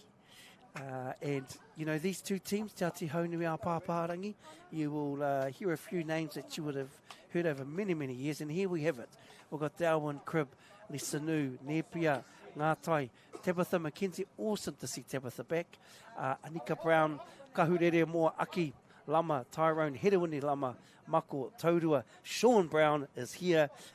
Tauri, Pehira, who was over in Fiji, scored a couple of big touchdowns there for Wairere.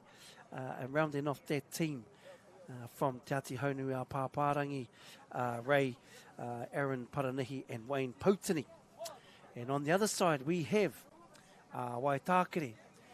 Ka kite tēnei tohu a Waitākere ka hoki ngā mahara ki tō tāua tuakana George Rogers. Rohe e whakarite ana tēnei kapo a Waitākere o kei reira ngā whakaro tihei mauri kia tātou. Few names that stand out here. We've got Tana coming through with the Waitākere team. Also Henry, Waki Raya, Smith, Jacobs Tāwhiri. And this Waitākere Māori have been coming to this tournament for many, many years, Mark.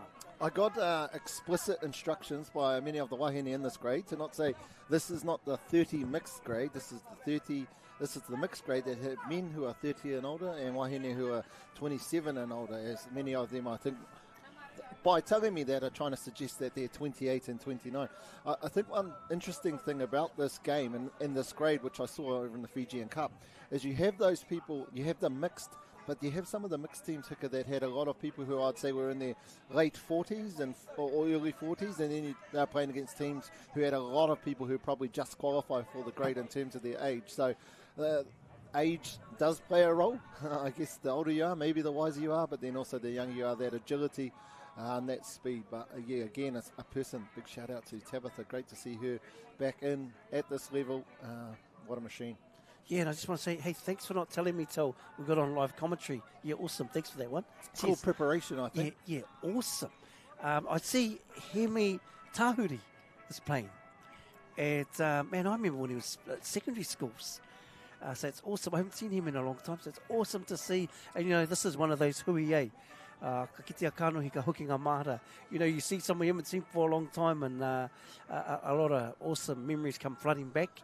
And I guess it always happens at a lot of hui Māori mai. Oh, and seeing that Waitākere team who just in front of us in the sub-box here, I'm like, oh, that was from the open women's of that area, and that was from the mixed, and he was playing for Galaxy, and now they're all together representing their iwi and doing so proudly. Definitely. It's, man, nice slick strip. How good?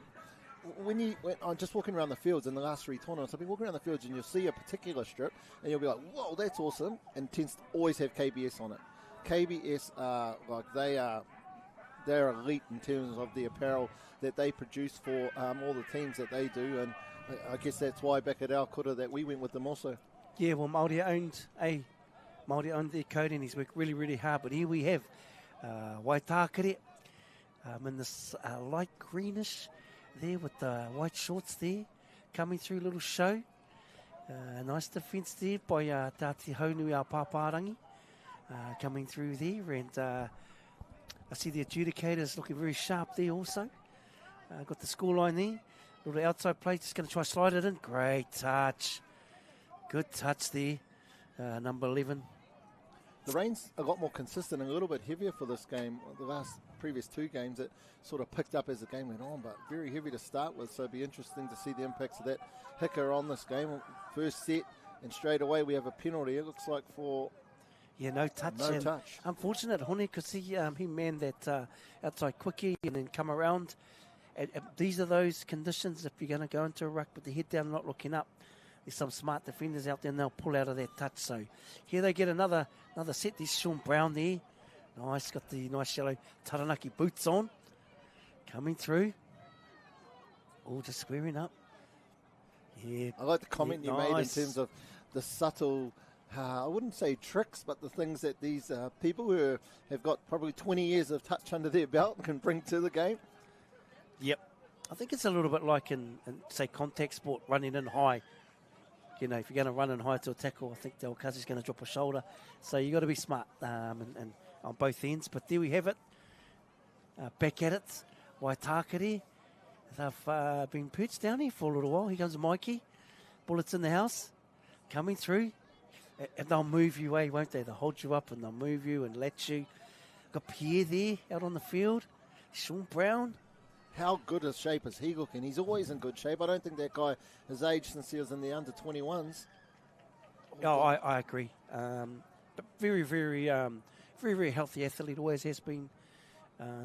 You know, lives and breathes te whare tapawha, teacher, family man, top man.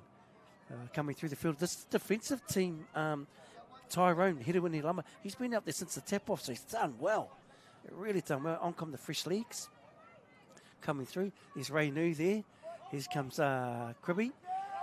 Yeah, these guys are experienced guys, these ones. You know them. Oh, yeah, probably just try to move it a little bit too much. I'm not entirely sure what happened there. Okay? Yeah. Just one comment I want to bring up in terms of we talked about Tabitha McKenzie. Off here, we talked about the strong woman of the past in terms of Shah Bannister, Cecily Stanton, and Tab was right in that trio, isn't she? Totally, yep, definitely. Yeah, just awesome to see her back up there running. And there's a few in this team that have got connections to New Zealand teams, youth teams, and great to see. Yeah, nice square touch there from Kribi. She just released and pulled square. Arms up. And looks like Cody out there at link. At least on the wing. Great touch. Great touch. Yeah, it's been all Waitākere, hasn't it? On attack, but Te Ātihaunui-a-Pāpārangi obviously done the mahi in camp around defence. There's Elise there. There's Tabitha. Yeah, just nice silky skills still, isn't it? You know, a lot of time. Yeah, great to see. Yeah, just creating time for the players to get on field. So totally. Full combat now, look to get on the outside. Yeah. It's a good pick from Wayne, though, Potini. Nice, you know, keeping them honest. Going through their sets. Is there a disconnection here? We've seen twice now in terms of the turnovers, passes going to the ground. Yeah. Yeah, a little bit clunky, isn't it? But I guess they'll be happy with their defence in their yards. And it's just, I guess, I think probably the easier one of the two is there's just some nice, simple platform for attack. Probably a good day for a sweep, you know. Nathan and Moranga working together when talking about tricks. Oh, great work. I think that was Hopuhopu coming through. Angle plant. Angle plant. How many of these tournaments have you played at? Oh, not many. I like and Hopuhopu, back to the Hopuhopu days. You remember those days, Maya? Yep, best days ever. Yeah, long time ago. Long time ago. And coached? Yep, a few. Here we go. Sean Brown on the back end, little tuck play through the hands. Oh, just this, yes. The reason I asked was last night in 3 different conversations, you're telling me about how many tournaments you've won, multinational tournaments. So 3 different. I was just trying to piece together how many tournaments you must have coached at. Yeah, so whakarongo mai whānau, he tangata tito Maya, ka hanga kōrero. Maya likes to make up or stretch stories. I think we just talked about how many years had the tournament been here in Rotorua. And I just said, well, what I remember. So I think 2014-15. Here we are now. Me hoki ki te take o tēnei whakapāhotanga. So just racking up the field there, we've got Jenna, Rawiri, and also coming through. What's a little bit of chat in the box? They definitely organised this combination. I was listening to Jordan Kaitao, 13 here. He was organising in the box. Mikey's been around a long time, coming around on the sweep. Yeah, short side scoop, long ball through their hands. Oh, yep, they were definitely, they set that up quite well, didn't they? Yeah, twice in a row. Unfortunately, couldn't finish though. So no touchdowns on the board. Conditions having a little bit of impact. I'd say it's been more unforced errors than defensive pressure that have been causing these mistakes. But you are right there, Hika. Set that one up perfectly well to create that space outside the winger. Yeah, and just a little error coming out of the ruck there. Te Ātihaunui-a-Pāpārangi. And Waitākere get another opportunity. And I dare say this combination, once again, that sweep away and then, crush back to the Wahine side. Both teams know how to play this mixed game. They've both been finishing on that side, which is, I guess, if you know mixed touch, that's where it's at. Here we go, Ray, Tabitha, Cribby on here, and Hune's coming around on the far side on a sweep.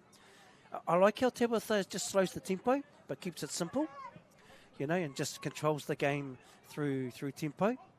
Yeah, slows the tempo, but still makes heaps of yards. Yeah, totally. It seems like an oxymoron, but that's exactly what she does. Yep. I think the short long's on there now. Just that little early short ball, catch a pass, and then long.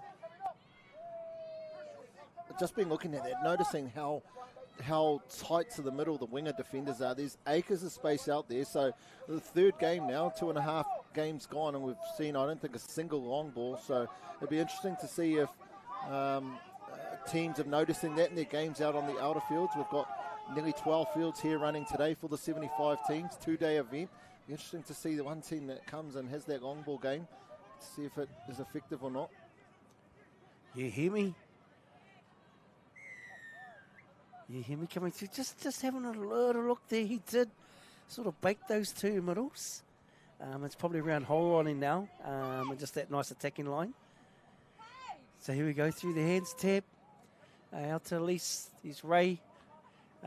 Played a lot of touch together, some of this crew. He's Hine. Looks like Kahure has come on the field. Also Wayne. He's Wayne Potini.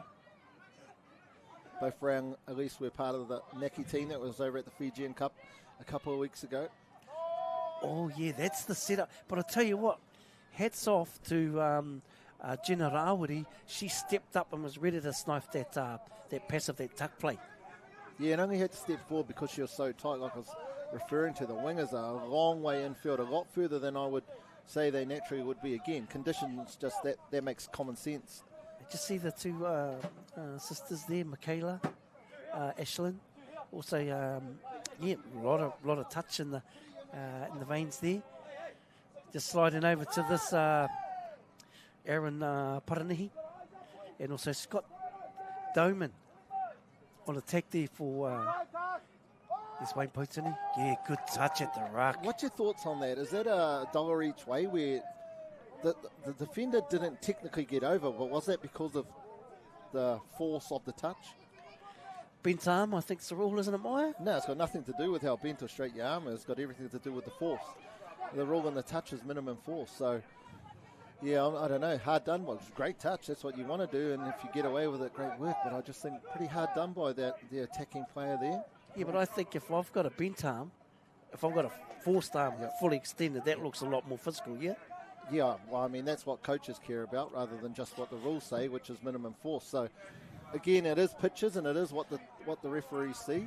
But, yeah, maybe hard done by it. And I guess it just shows how different view a ref and a coach has on the same picture. Yeah, ironically, only one of them are the ones that know the rules, and one of them thinks they do. Yeah, interesting. Those Australian ones, eh? Yeah, well, like you say, only one of them knows the rule, and the ref gave them the penalty, so the ref must be right. Correct. There you go. And he had a bent arm too. Hiwa no ka hoki mai ki te kēmu. Haiahanga pahu. Hine tokorua. Here we have Sean Brown. Yeah, a little OC play. Yeah, what a hit. There we go. And Gina again. I'll tell you what, you're not going to get anything past Gina Rawiri. She's seen that play coming from a mile. Sean Brown, short side, uses left foot, shows. Oh, yeah. Yeah, little late cut. I think that's a good... Something happened with his finger there. Looks like man got caught on a boot. Yeah, looks like he... The Waitākere box is really starting to become a lot more animated, aren't they, Hooker?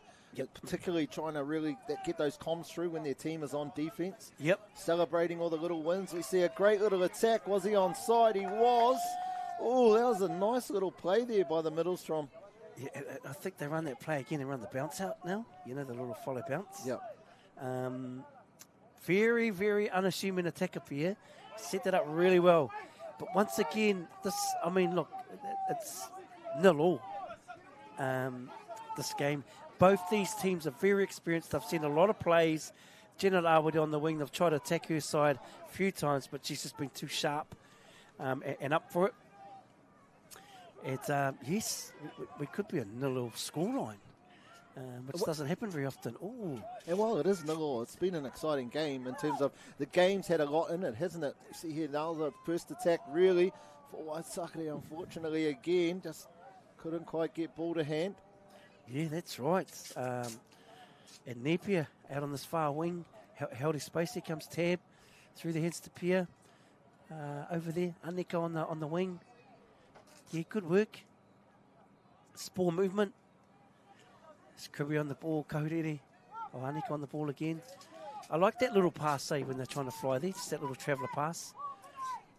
There goes Ray. Yeah, slippery pill. Slippery pill. Maya, a couple of minutes to go before half-time. What sort of messages are you sending to Waitākere, who have had quite a lot of attack? Oh, definitely when you're defence, to have a bent arm so that they don't get caught for pushing someone off the mark. Nice. But other than that, yeah, I guess it's staying in the grind, right? They haven't had many opportunities to attack, but don't give the ball over in any bad areas. We see Willie Moranga, one of the better attackers there's been. Yeah, Michaela, nice work off the ball there by Michaela. Nice late cut. But once again, both defensive teams have not been cracked yet, which you don't see often in any touch match, but yet very evenly matched teams with slightly different styles. And here we go, they got away with some ball movement. This is good. You know, you probably just can be contagious sometimes how much you do pass it around. Here goes Potini. Hine at half. Deceiving Hine. That was the point I was going to make earlier, Hika. I think a team that comes there and has that confidence and the skill level to be able to be doing those extra passes will just run a team off the park. Such will the momentum be that they can create and getting behind those point defenders, making easy yards up the field and getting a number of touches on the attacking line as opposed to scooping from 15 out. So I'm looking forward to the future games that we have got coming up this morning, this afternoon, and seeing if a team can come with that real high skill level. Here's this combination again. Very organised. Yeah, good touchdown. And they've been really patient, this combination. As I said earlier on, I saw Jordan really organise things with the combination. And they just keep pushing and pushing to that side of the field, eh? And got a nice scoop through to the end goal. Just shy of half-time, and Waitākere put their first scores up 1-0 over Ātihaunui-a-Pāpārangi. Back into their defence, I talked a lot with Treaty a couple of weeks ago. He's talking about the importance of when you score a touchdown, Hika, and I'm sure this is the message you give your team every time, is that next defensive set, right? Yeah, totally, yep. There seems to be lapses, sometimes after scores, after touchdowns. And then we see one there, can't score one, but can they defend it? Waitākere from the sub-box definitely giving some support to help the referee out, but the referee decides the pass was fine, 1-1. Yeah, and once again, it's that man, Pierre, gets on the ball. Here it is, a little check back here by Brownie through the ball, and Liana Napier. Those aren't easy to catch sometimes in the wet. And like I said, there's those little lapses, as you said. But here we go into the half-time of 1-1, and that's probably a fair indication, I think, of how the first half has gone. So there we have it, a 1-1 between Te Ātihaunui-a-Pāpārangi and Waitākere.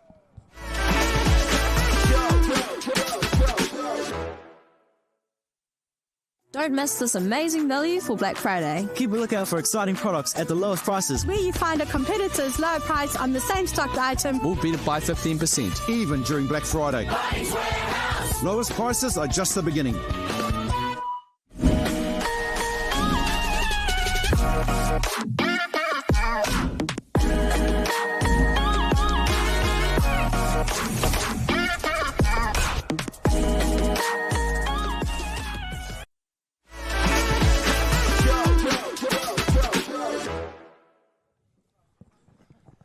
Tēnā anō hoki tātou. Nau mai hoki mai ki tēnei whakapāhotanga.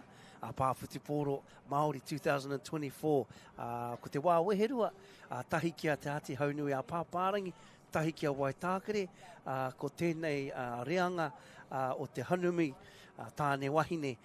My little bit of thoughts of the first half. I thought it was a weird game. We had no tries for 13 minutes, then we went bang, bang.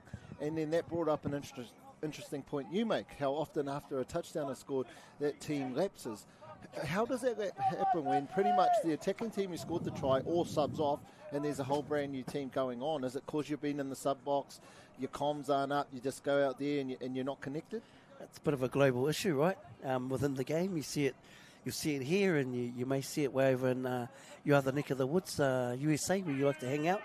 But you just see it everywhere, eh? There's these little lapses after scoring, and I think that's why you say you touch down, you defend, and you come off that motivation and momentum swing for a team could almost see you through the end of a game because you've really dialed it and locked in. But here we have it, Te Ātihaunui-a-Pāpārangi with the ball, with the tap off. We've got a very, very strong combination tapping off here. But here we go, pressure straight away from the tap off. Yeah, strong lift there from Mooranga, getting up there, trying to put the pressure on. Eking away 3 touches already, I think it is. Which is obviously the reason why, right? Yep. Reduce the amount of touches that you give an attacking team on that 7-metre scoreline. Yeah, totally. Yeah, good pressure rate right on him as soon as he caught the ball and probably read that sweep set up. I think that might be 5th and final there. Oh no, one more. There we go, sweep play again. Brownie's going to step back off his left foot. Once again, expecting these players to come back your way, isn't she, Jenna Rawiri? And really good position also by Michaela here, but I think this will be the difference this half. Maya's this transition zone, just on how clean and how fresh Brownie stepped up there to shut that space, put real pressure on. I tend to catch myself always talking about the transition zone because it literally is the portent, right? It's the link away from your defensive line into your attack, how you set your attack up, but not only that, where you give the ball away if you aren't able to score the touchdown. So we see here the set starting only 12 metres inside their defensive half. So that's normally 1 or sometimes 2 touches now that they don't use as they go horizontally across to their sub-box. Yep, just get that ball movement. Isn't it good to see, players with the ball in 2 hands always, and it's just a habit, it's just a skill and something that they always do. There goes Hine. You've seen clear reasons why with Tabitha. She holds the ball out in 2 hands and she passes it right and left, but she keeps running straight and the defenders just move off her. So there's a reason why you get coached to do these, as you call them, micro skills, Hika. Yeah, I think it's a lost art in our game. Work off the ball is a lost art in our game. For whatever reason, ball in 2 hands in any oval ball sport, you see every coach promote that, but it's like mahi kainga. You're a teacher there, Mai, and if you're not doing the work at home, you're only putting X amount in when you've got all these other opportunities. So, yeah, I guess it's probably a little bit of that stuff. He's Hime again. He's been around a long time. Good touch. Michaela's awesome. She's got a nice right to left. Scoots through the in goal. She's been around a long time, and I tell you what, when you got time on your hands, and, I haven't seen that probably since Paula Tahiwi days, where you see a very skilled athlete who just happens to be a wahine. Look at this pick. What a platform from him. He scoops through, ball into and shows dummies, goes through, has a little cup of tea, orders a moko and checks off, and then we have a touchdown in the corner. And what we just spoke about, work off the ball, 4 stayed live all the way, didn't he, Maya? Holding the ball in her 2 hands and throwing that little shake, left the other middle defender going out, she's able to get under. Like, those are all the reasons you do the fundamentals right. Great touchdown. Excellent work. Out 2-1 now. And that's definitely her Woodham side, I must say, just quietly. But here we go. Straight back at it. Oh, great hands. Yeah, very, very stable defence here. The outside pillar of Waitākere, the winger here. Straight in there. Everyone sort of knows their role too, don't they, Maya? Very clear on their roles. It's a point I brought up earlier around, I wonder how much time some of these teams have had together to build those combinations. They've probably come from 3, 4, 5, maybe 7 different teams. That was a very straight pass across to the other middle there. 13 and the 24. Play on call there. I'm glad that come to nothing. Yeah, and I just saw Johnny Hall Hayward, and you're talking about wonder how many times a lot of players been part of Waitākere for a long, long time, over many, many years, and have always committed to, representing here at our Māori tournament. Coming in quite high now, gone away from finding the side of the body, Maya. So there's a little bit more downtime at the ruck. You go Sean Brown, nice little check back in. Yeah, beautiful there. Brownie's going to come off the left foot, come through the hands. Just need someone to follow on the inside. Through the hands here. Oh, good touch. Ooh. Yeah, it's a bit physical. Yeah, a little bit. Definitely a good sell there. So if there were, I don't want to say that actually, he might be injured, Brownie. I hope he's not. But he definitely sold that one. If the referee was unsure if that was a hard touch or not, his mind was well and truly made up for him. Yeah, they beat him tough up in Hāwera to Normanby, Taranaki. Kaurere, yeah, touch that. Yes. He said, have we got a new adjudicator on? No? Sonny's been in there? Yep. Sonny's been there all game. He looks younger in the second half, that's all. Good friend, Sonny. Good to see him out there. Mr. Whakaro. Here we go, Sean Brown. Good touch from Mike. He really stood him up. Just drawn past here. Yeah. Micro skills. Just those little... But hats off also to the defender who didn't bite, just stepped up into the space, into that lane.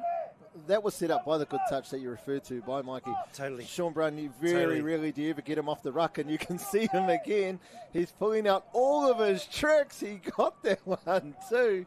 Oh, you would have thought there was a 100-metre gust go past. What's that backstroke? Yeah, I'm not sure. It's the one-hand backstroke anyway. Ask him about that one. Must be single-arm backstroke up the Whanganui-a-Pāpārangi. It's a new one. Oh, we nice, talked Brownie. about the tricks being brought in. Yeah, the nimble feet there. Oh, yeah. Oh, there's a nice passive there. Yeah, with that shutting link. Bit of life being brought into this game. Couple of the tricks coming out, tit for tat. Totally. It must be like your second set at the Paewhenua karaoke, eh? No, never get a first. No, oh, yeah. Okay, just strictly first set. Sit by the queer and tap my foot too. Nice. So obviously the comms I'm getting are slightly different. Yeah, correct. No, we FM hottest hits. Right, back at it. And yes, it has breathed some life into this. Here we go, Ray. Just going to get on the outside, get it back. Off his right. Oh, yes, slide it in. Oh, and there's that. There's their winger. I'll tell you, winger of the day. You don't go that side, do you? You just don't.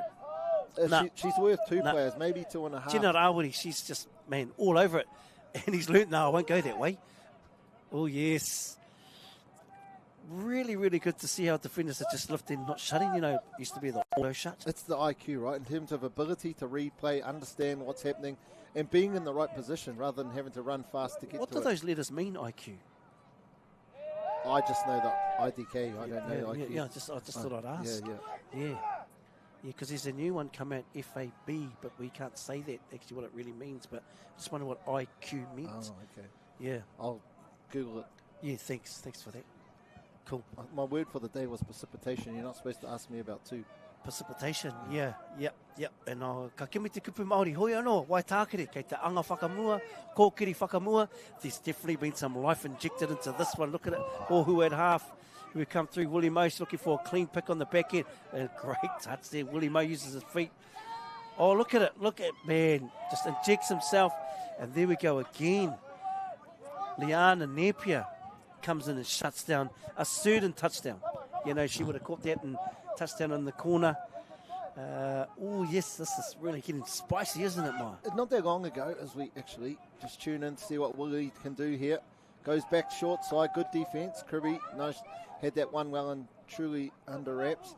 Not many years ago, the winger was the person who's probably the least experienced in the team or maybe the least able, etc., whereas now they're the most crucial. Totally. Yep, couldn't agree more there, Maya. Oh, yeah.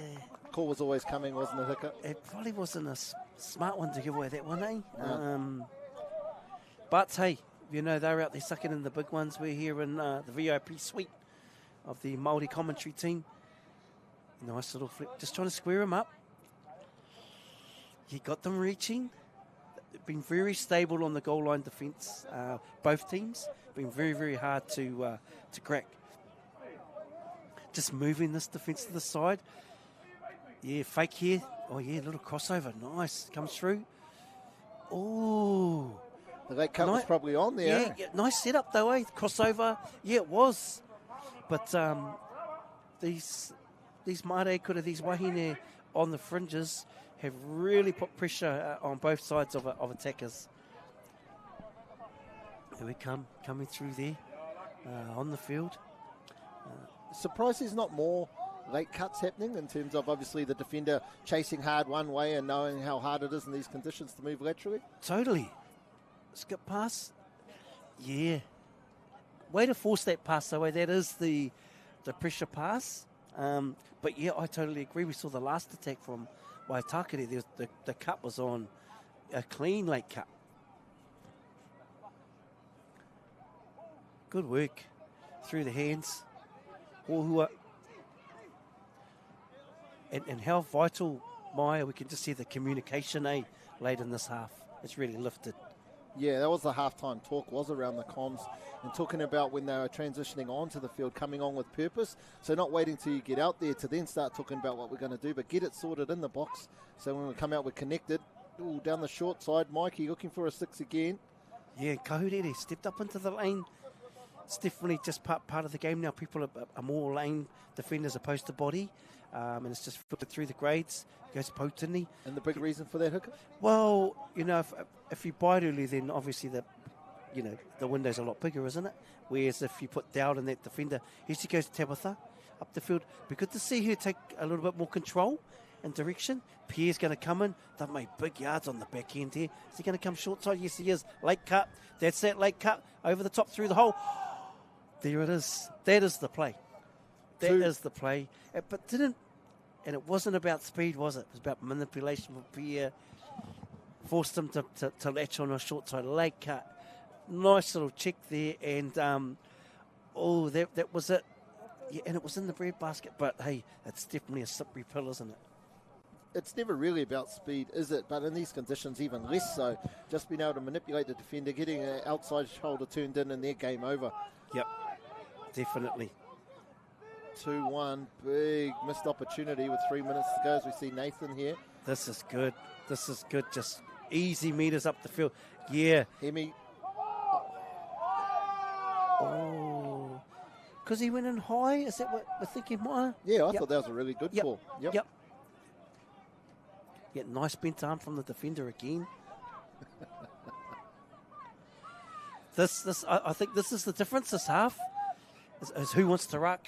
Because we saw 19 go on. He got huge meters, didn't he, Maya, the back end of that set? Waitākere team. There's that late cut. Oh, could have run a bit more. Oh, great defence. Hats off to Waitākere. Probably flipped that a little bit hard done by down one end, but still sucked it up and rucked. And I think this has been the difference. They less passes and checks on their yards. They go nice and direct. Here's one in the transition, straight to the middle. And there's a lot of room out there now. Nice early check. Yeah, just good ball movement with this. Yeah, that's only touch 4. He's got them backpedaling. Going to have to force this. Oh, what a touch. Kahurere. I wondered why he hadn't pressed it down. Calm as anything, Kahurere, wasn't she? Awesome work. You're going to come short side. Late cut, and they got to get over. Oh, yeah, another great touch. Kahurere. And on the other side, Jenna. All the wahine have been very, very solid. Yeah, Hoho Hayward in that last defensive set for Waitākere. Yes. Great read again. Yep, totally. Nice and direct, and just keep going forward. I think our wahine are telling the Tāne, if you want to score tries, do it in the middle. Totally. Good work. This is it. This could be a massive play here at the back end. They got one more up their sleeve. Hine's going to get outside quickie. Oh, nice. Goes through. It's got to take his time. Tab, down, ball down. Got to draw it up. The experience of Tabitha. Great work. Both referees are on the same page. I think Moranga saying first the touch and then wondering the grounding. It'd be interesting to see what camera angle we can get on He this sold grounding. it so well, this quickie dummy. But this setup here, I think they sold this. I thought they were going upside dummy. And this gave them a lot of time to get through into the end goal. Was it a put little down? check off? Beautiful. Easy, without doubt. Yeah, she's done it her whole career. And this is going down to the wire. The Hooters going to go any second, Maya. We've got one more set-up play, maybe 2 touches. And Whanganui or Ātihaunui-a-Pāpārangi definitely aren't in a hurry. Good defence. That's nice little footwork there, but like you said. Yeah, no, force been impressive. Yeah, definitely. Stefan Henry, and he's been around a long, long time. Look at the feet. Good touch. Now, Ātihaunui-a-Pāpārangi, little scoop, 70 metres out. So just the time's counting down, and I'm sure they'll keep it simple here. Just hold. No. Yes, there we go. Through we go. And both halves were the same, weren't they? The first half, the back end, touchdown. Second half, the back end, I think Waitākere sparked some life into that game. And then Ātihaunui-a-Pāpārangi were good enough to answer the call. So there we have it. 2-2 in the Hanumi mixed, and we will see you with the Kemue. Whaiākere nei, Mauri ora.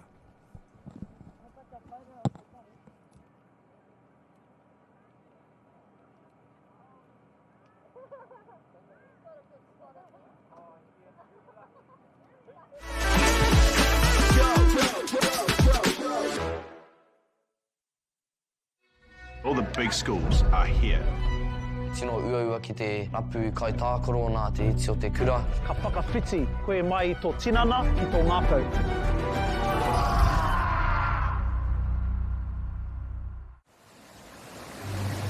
We're going to have Māori getting ownership rights recognised in the taku taimoana. So they created legislation, Porou and CBD. How can you allow this to happen in the 21st century?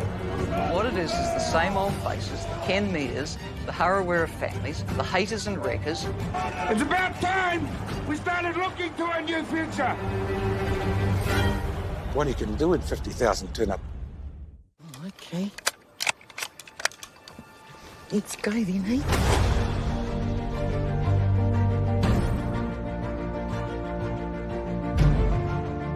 You want to just jump in, the dark horse? Deep down, that's all we want. Freedom. You sucker. You better watch out, you fool. Often think of my cousin. She didn't have anyone. She had us. You're pretty beautiful. Same.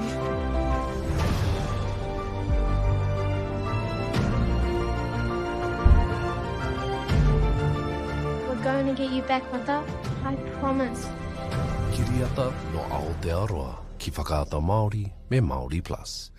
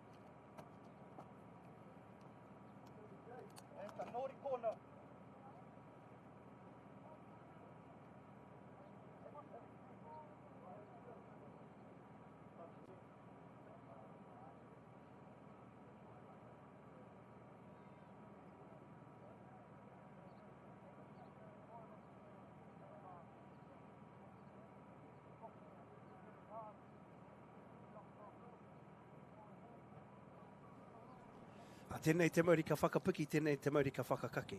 Tēnei te mauri nā tēnei ariki, tēnei te mauri nā tēnei tauira. Ka puta ki te whai au ki te ao marama. Uhi wero, haramai te toki, haumi e hui e. Taiki. Tēnei te mihi ake ki a koutou, e hono mai nei, ki tēnei whakapāhotanga. Māori Touch Nationals 2024 atu I Rotorua, the only place to be, the Rotorua International Stadium. Maya, how's your morning been? Oh, what a start to the morning it was. That porphyry, it was beautiful. And then we jump into game one, and we see the haka between the two, probably two of the top teams here in the men's grade and the elite division. That was an awesome game, and then we've just seen that continue on. We then went into our open women's grade where we see Tainui come out victors in that, and we just finished the first of our senior mixed grade, 27 women's with the 30 men's in over. A game that mirrored itself, the two halves, in terms of a lot of touch played, but not much touchdowns until right at the end of each half. And now we jump into the first of our open mixed grade games. Hika, and I'm sure this is someone that a game that you have a lot of interest in, obviously being the New Zealand open mixed coach for many years. Yeah, absolutely love this grade. And obviously, Mai, you've got a big connection through with your brother, and Te Paewhenua, Mai, some of the players to look out for. Yeah, it's crazy when you think about it. You don't want to leave anyone else. Look at the Woodhouse names, Safia, just going through it, Yejoy, like everyone in that team is awesome, and it's been ironic. It's been like that for every game. So obviously the crew deciding who gets on the TV games, they're wanting to put the best out there, and that's what we're seeing. Yeah, I took a toe, and on the other side, Tūranga nui a Kiwa, and I just see Paige Lush come through, who's a very talented rugby player, come through Manikura, Manawatu Cyclones, and there's a lot of Kaipo, Olsen Baker. We see a lot of people giving back. I see Taipohu Samuel, so this is going to be great. I'm not too sure if Tūranga nui a Kiwa had a team in this grade last year. I know they've been in the senior grades, but it's good to see a lot of people have the opportunity to go back home and play for their iwi. And these are very special times, isn't it, Mike? Because sometimes it's the only opportunity you get throughout the whole sports calendar because of where you live and your other commitments. So good to go. Yeah, Jada Jackman, I've got a shout out to her from up in the beautiful Hauraki. Well, Whitianga, actually. I would not say Hauraki. Pare Hauraki area. Great to see her down here at this national tournament, and been a bit of a bias shout out to the Hauraki team that's down here. We have an open mixed team down here, so hopefully I text one of them. I said, are you on the finals? Are you on the live stream games? And they're like, yeah. It's the third to last game tomorrow. And I was like, what do you mean? Oh, in the finals. So obviously got a few tickets on themselves, hopefully. Nice. And where does that come from? Why that confidence? I don't know. Must have been an out-of-towner joining us because a very humble place, the Hauraki region. So, but honest also, I guess. Nice. Speaking of honest, we've got some beautiful honest sponsors, haven't we, Mike? We sure do. Not honest, just incredible, really. Oh, honest for sure. Incredibly honest? Yeah, incredibly honest. The impact that they have on the sport. And I guess the One Foundation, the key event funder for this tournament. But we're straight into the game. We see there Daniel with the ball. Had the pleasure of watching him kill it over in Fiji, and I'm sure he'll do the same here. Yeah, with his younger brother Ezra. There. I don't know if you've seen it there, Hika, but the referee was talking to an offside player and didn't have his eye on the ball, and then we've seen that hand in the ruck. So got away with one, did Tūranga nui a Kiwa. Yeah, right. And I guess you can, take what you get, from either side. If it falls your way, it goes well. But here we go. Tūranga nui a Kiwa on the ball. They've come out. He's too young. This young fella's got speed to burn and got a lot of skill. Through the hands. Yeah, long pass there. Oh, yeah, nice work. A nice work there from Tūranga nui a Kiwa. Taipohu, keep an eye on him. Plays for the Lax Club. Shouts out to Lax coming through. Nice transition here through the ladies. Jackson like King playing out there on the wing, one that I talked about. One thing I brought up in the last game was these extra passes. I think the mixed grade, it naturally happens a little bit more, don't you think, Hika, in terms of we might be seeing the beautiful just draw and pass. It didn't die with the ball on that left-hand wing, passed it back in. What great work there from the winger for the Te Paewhenua team. Yeah, young Tyra Woodhouse Probably the best passer, definitely a lot better than her mum, Lovey, that we know, because she never used to pass, so she'd get it back and score. But here we go through the hands, and I think 2 or 3 over-chased this. It's good commitment from them. But look at this, through the hands, step back off her left foot, big skip pass into the middle. Yeah, great work, great vision.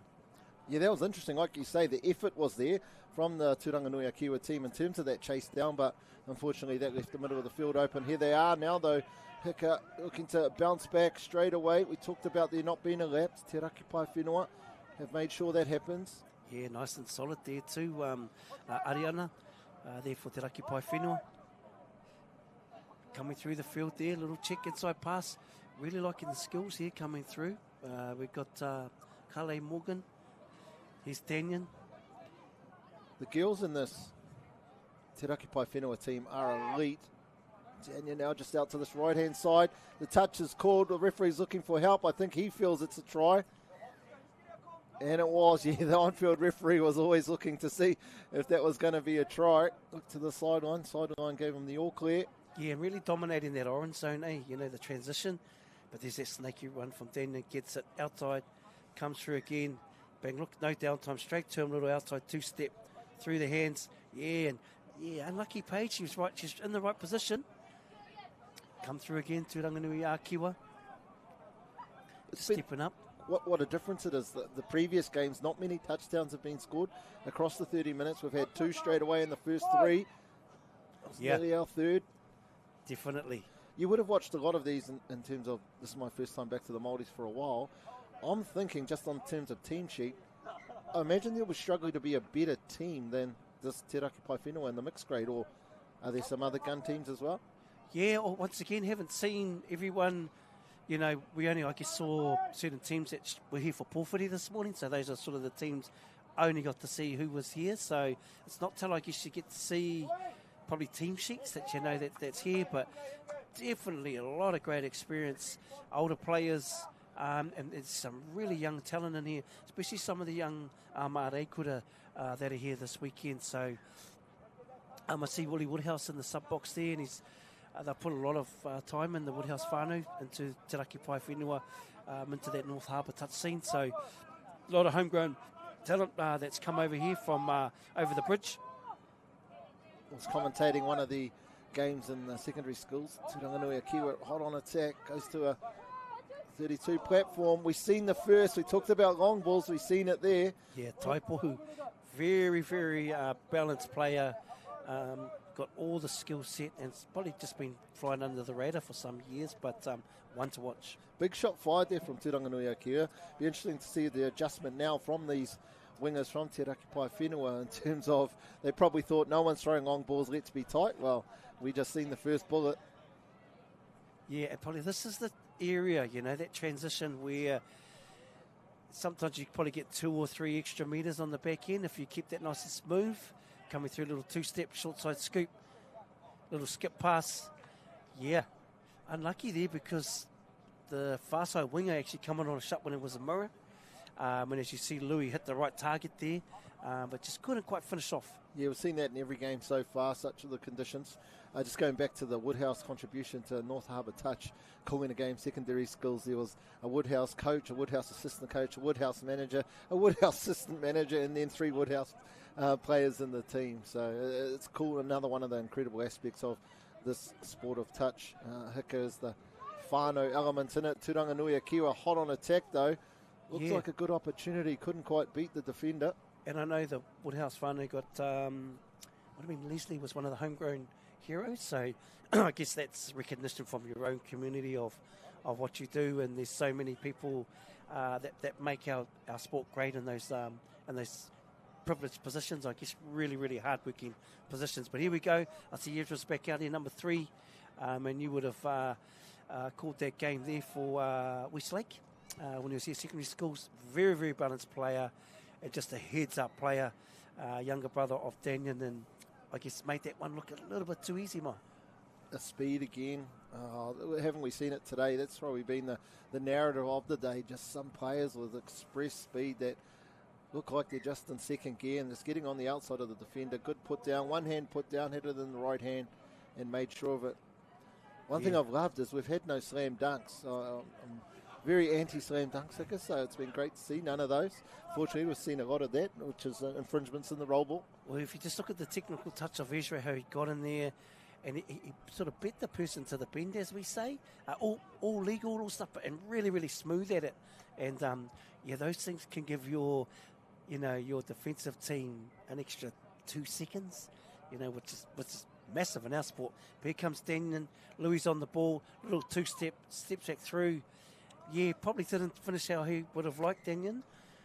He's not long returned from a career over, and he was in the USA playing rugby, and he's come back home. It's good to see him back on home soil. And I'm sure anyone that knows young Daniel, great young leader that's come through our sport and still giving back. And it's great to see him in the mixing. Just going back on your comment around the homegrown heroes in terms of Leslie Woodhouse, we have so many of them, but what's great is having event partners such as the Bunnings Warehouse that give us that opportunity to recognise them, and so many amazing partners in terms of sponsoring this event, supporting this event. Caltex, Polo Projects, Bailey's, New Zealand Carbon Farming, and then those key contributors, and that one foundation for Kata Māori and KBS Sports, where this is an incredible event, and for obviously because of the kaupapa, but just having those extra partners to allow this to be articulated, expressed in the way it is, just adds so much to the event. Yeah, well, I think every tournament we have in our country has its uniqueness about it. I see the Whakatane Touch tent over there, and that's obviously a very iconic tournament. Naser with the Kaiawa down south. Don with Brooklyn Battle and all these beautiful tournaments. But this is the one tournament, if you're Māori, and you come home, it's another day to feel proud to be Māori, and that one opportunity you get to play for your iwi, your whānau and your hapū. So it's absolutely outstanding. Great hands there by 13. Yeah, it would have been hard enough to catch on a sunny day, let alone on a winter's day. Was that number 13 there, Quentin Kappa-Ryan? See him here with the ball now. Look to step off his right. Now just looking to go down, get the ball back quickly. Does he go long? Angle plant. The referee calls. Yeah, and Brianna Paia, she really shuts that outside lane and forced him back inside. So great work from Brianna. Another one that we've seen come through. Oh, and that slippery ball. The old Maku Te Porou. It's just going to be the theme of the day, won't it? These conditions. Admittedly, this is probably the best in terms of the rain. We see a short side, looks to go down that right-hand side, easily covered there from the number 2. Yeah, LSA. I tell you what, her younger sister Tyra's pretty sharp on that play. But here we go, Louis on the ball, and he'll just manipulate this defence. Yeah, nice little outside pass. Oh, great work. Way to get into the lane there, Maya. Jackman King, that's a specialty from the Thames Valley region. Great defence there, not only to be able to catch that ball, but be early in the right position. That's her Tūranga Nui Kiwa side, eh? Paige Lush, up the foot. That's good yards, and nice clean plant here. Good scoop on the back end. You just got to use your speed here. Oh, good opportunity, eh? Very promising. And that's probably their first real shot fired there from Tūranga Nui-a-Kiwa. Good on the outside of Lewis. Son couldn't connect with the link, but straight back into it. Te Raki Paewhenua, we see them here. Been definitely dominated this area, haven't they? I think, really put that down to, of course, I'm surprised it's taken me 4 games to actually say something and the opposite happened, but they get a penalty offside. Yes. Just looking at the touch of their 5, looks very familiar. But back to the game. Here we go, Ezra, Danyan. Yeah, slowly taking their time. Yeah, Danyan on the ball, little crossover. Oh, yeah, it'll check out. Oh, yeah, and that same setup again. Looks like 14 there, Preston. Broadhurst really toying with those 2 middles, aren't they, Maya? Yeah, I'm surprised that Danyan actually passed that early. Broadhurst only just come onto the field right at the end of that set. So he's gone to that right-hand link side, thought he'd score a try, and now he's gone off. I'm not really sure he deserves to get a sub that quickly. Last time I seen him was on this field. I'm pretty sure it was maybe in a Auckland, some could have from Auckland. Yeah, nice little play coming through. It's getting the count back. Tūranganui-a-Kiwa with the ball. He's going to use his feet here, come on a short side scoop. Yeah, great touch, Ezra. Yeah, really, probably worked himself out of space there, Maya. Yeah, I'd have to agree with that, Hika. One thing I was just going to mention is we're situated again behind the sub-box at the bottom of the screen behind Tūranganui-a-Kiwa. And 4-0 down, you'd say it's pretty dominant so far from Te Paewhenua, but they don't seem to be worried. Good comms, positive comms, again going back to process, really uffing each other in the sub-box. Yeah, good call, Maya. Yeah, you're totally right. Yeah, good hands, catch a pass.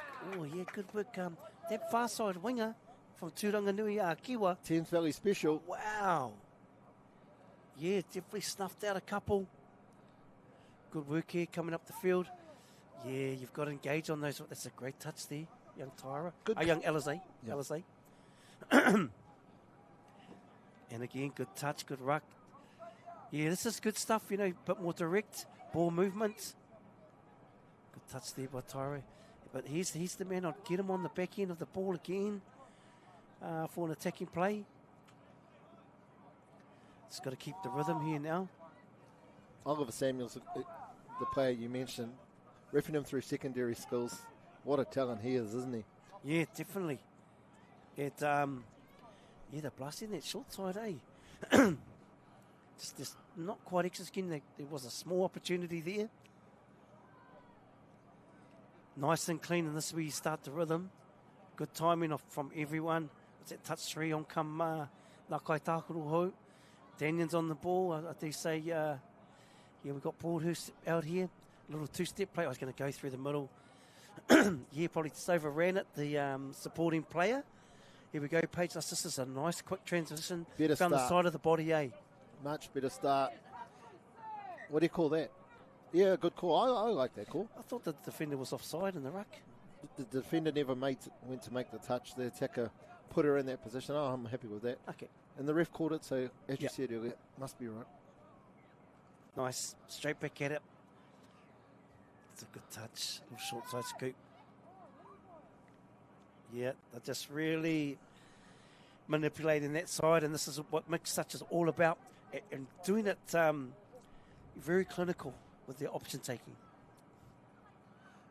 It surprised me how a casual's probably not the word I'm looking for, but so many of the tries just look like no one's really. It's not really dynamic or explosive like you're used to. Some big step and huge long ball. It's sort of just getting casually on the outside of someone, draw and pass in for an easy try.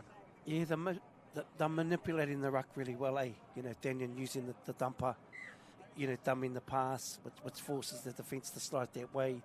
But they've already got the play in the back of their mind, right? They've already realised, right, we're going to pick on that right link. And they're just executing really well. Look at this young link here. Gets out nice and strong from Te Paewhenua, Ariana.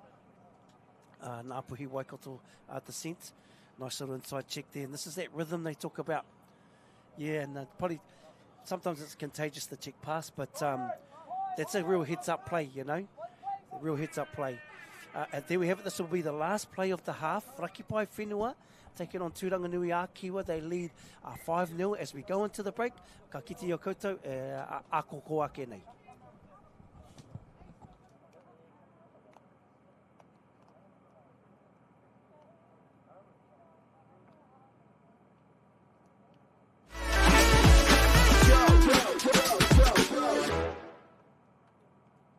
Don't miss this amazing value for Black Friday. Keep a lookout for exciting products at the lowest prices. Where you find a competitor's low price on the same stocked item. We'll beat it by 15%. Even during Black Friday. Lowest prices are just the beginning.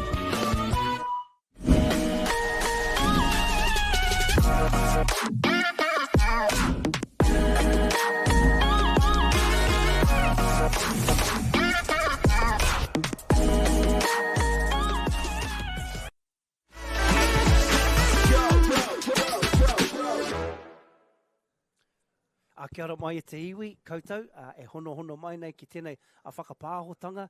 Those that have been parked up on a nice Saturday morning, huri no te motu, te ika Māui, te waka Māui, and you've tuned into some live Māori Touch Maya.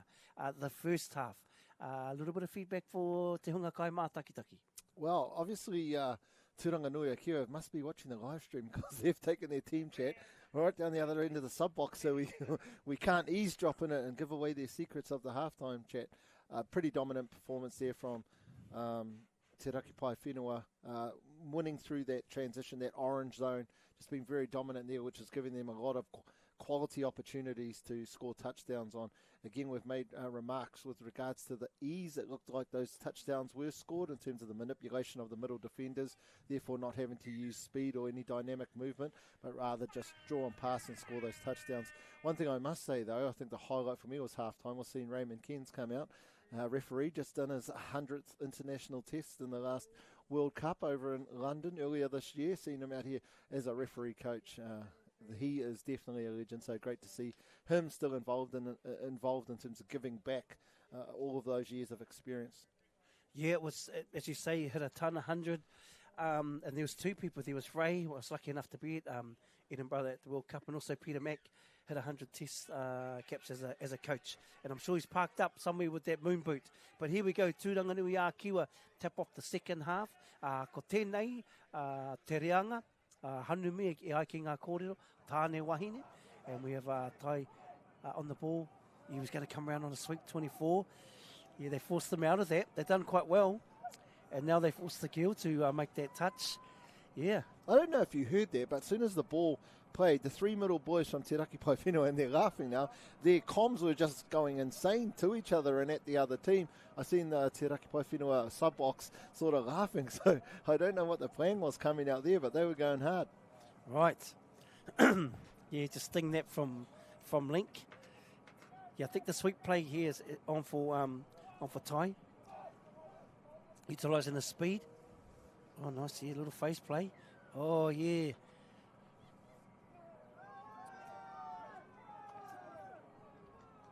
Yeah, got the touch there, 7 there by Raki Pai. What was Tūranga Nui-a-Kiwa wanting in the sub-box there? Was it a offside or maybe didn't think the touch was made? Yeah, hard to say. Yeah, not too sure. But here we go. He just needs to hit down, speed up. Another speed play, little face play. Been a number of times where the offensive team haven't really taken advantage of a disjointed attack, like where the numbers are down or waiting for the players to get on. Yeah, and I think it's something you see broken play in rugby and stuff. That's the opportunity where it is you play exactly what's in front of you. And I guess that's probably another skill that you learn. But here we go, Page at half. Little quick ball inside. It's going to use his options there.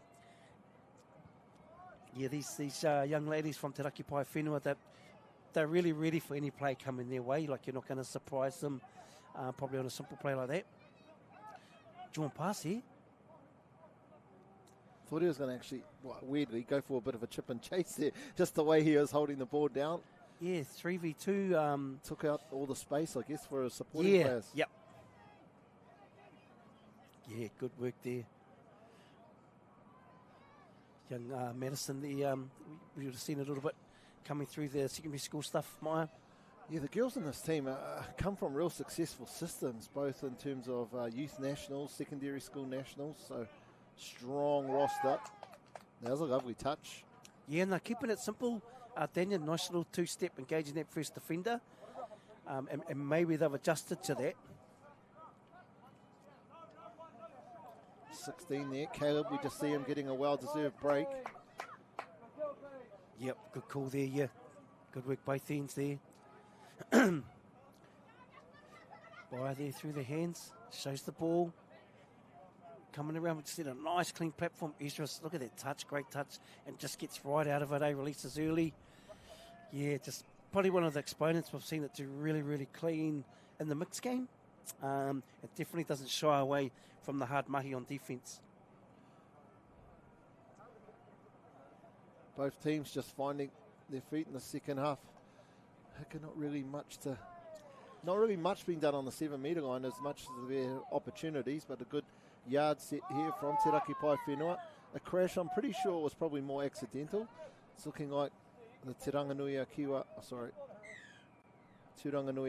player thinking that his shirt might have been pulled. Not sure if we'll get a replay on this to see exactly what happened. Anyway, it's a penalty to Te Raki Paewhenua. Yeah, not sure what happened. He got caught up in the ruck. But Ref was right there, wasn't he? Johnny on the spot, as they say. Oh, Johnny.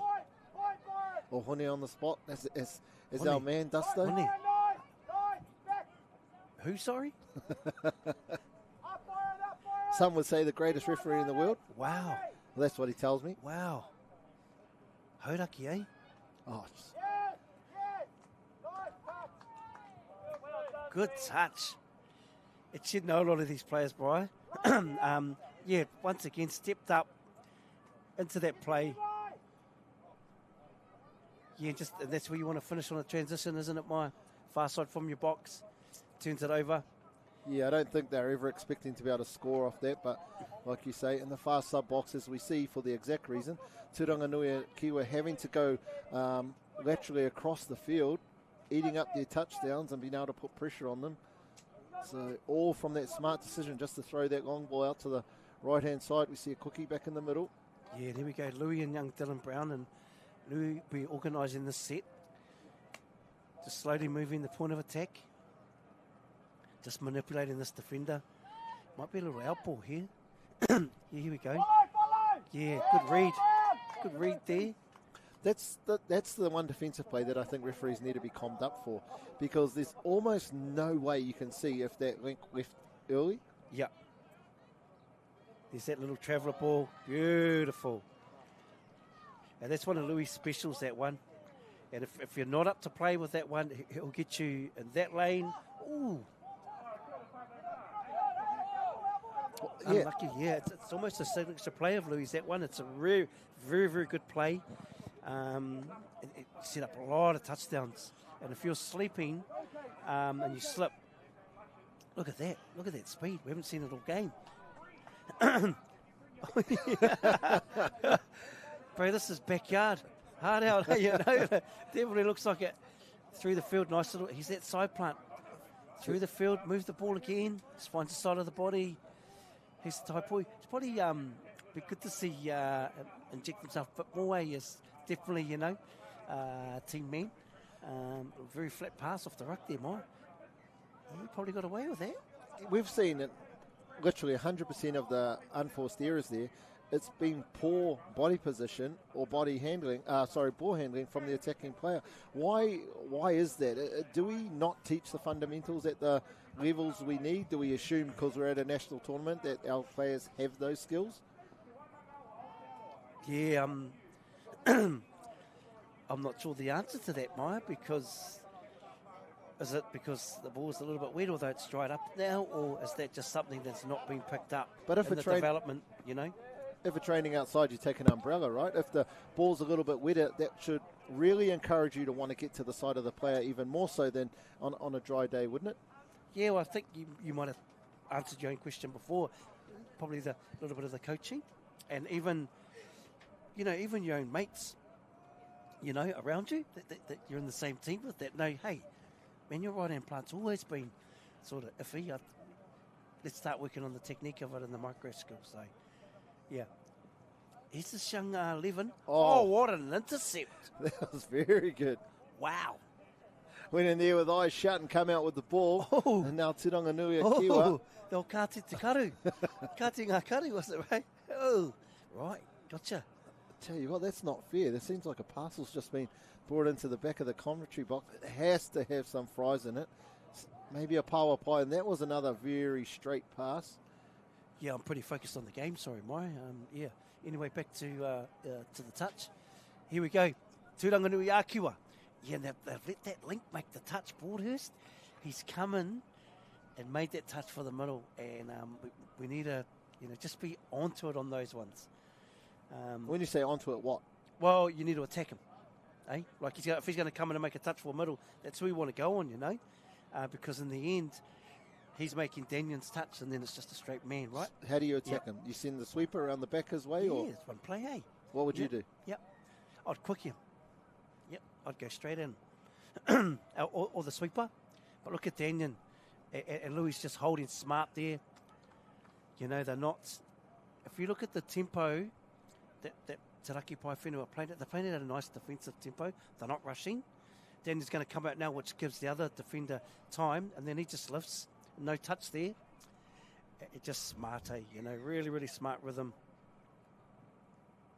What was that for, Mark? It looked like quick play the ball was on, eh? Yeah, I guess the only reason why the referee may be asking the player to restart is maybe it was off the mark, so a voluntary was it because he wanted a power play? Oh, I know I do. Nice work here. Just great interchange between the two young ladies. And I can see Carly, named them so many times, these young girls. Good. That's a good inside touch there by young Tōnehi, Byron. I don't think we've had a score this half, have we? 5-0, I think it was 5-0 at half time. Right. Yeah. Conditions having an impact across the day. Like I say, this has probably been the best the conditions have been. Yeah. The rain has completely gone. The wind picked up a little bit, so that's probably playing an impact. But I guess the dew that's there on the ground doesn't need to be raining for it to be still slippery, as we see. Just getting through between the link, the middle defender on that left-hand side. Tūranga dotting in for their first touchdown. Real needed. They've been working really hard. The effort's been there. They're actually just not quite, but we see it here. Again, that thing, Hika, the speed of the player. Got to get outside the defender and just easy draw and pass for a touchdown in that left-hand corner. 5-1. Te Raki Paewhenua over Tūranga-Nui-a-Kiwa. Yeah, awesome to see, you know, them. I think we saw a couple of minutes ago one of the young boys' speed that we hadn't seen in the first half. Yeah, lovely touch there. Gets big meters on the tap off. And they'll just slowly bring it to that 33 zone here in the middle. Just using his speed. Good to see him having some fun there. Having a little giggle out there out on the field there. 13 Quentin. A couple of Ryan. Ezra over to Louis. Little fake play. He's going to slide this one in. Yeah, ooh, touch and go there. You always tend to get the benefit of the doubt when the on-field referee is not right there on the spot. You tend to go with the defender because obviously giving a touchdown's a big call. So if you don't see it, but good teamwork there from the two referees. Yeah. As we see now, I think it was Yijui there trying to link up with Tafia. Yeah, stopper there. That's you talked about in the last game, you know, scoring one and then stopping one, you know, big for momentum. Yeah, touch that. Yep.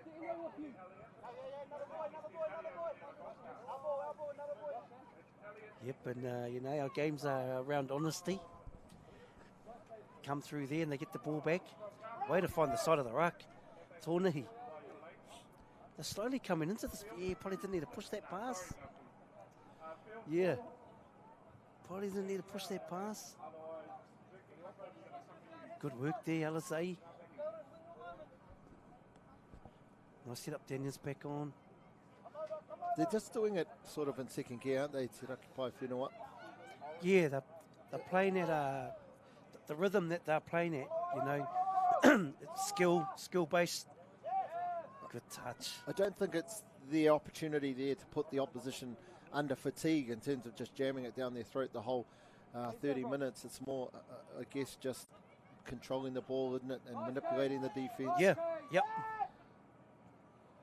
Yeah, definitely. And, you know, the back end of the game, they're getting different players on the ball that we didn't see in the first sort of half and stuff. So, you know, they're moving the skill set around and they back their skill set. They've got very good micro skills, good skill set. But once again, they're playing at a nice tempo, nice rhythm. They're not having to use speed, as you said, to go through a team. They're up 5-1, so, you know, they're feeling comfortable. And look at that fifth and final touches on halfway. So, you know, they're really still achieving their goals, even though they're not at top speed in terms of league speed, eh? We see them there, not in any hurry to get the ball down and get straight into it, but just make sure people are on side. Yep. Get on the same page and then just plod their way through their work. Yeah, nice. And there's Carly, little change-up play there.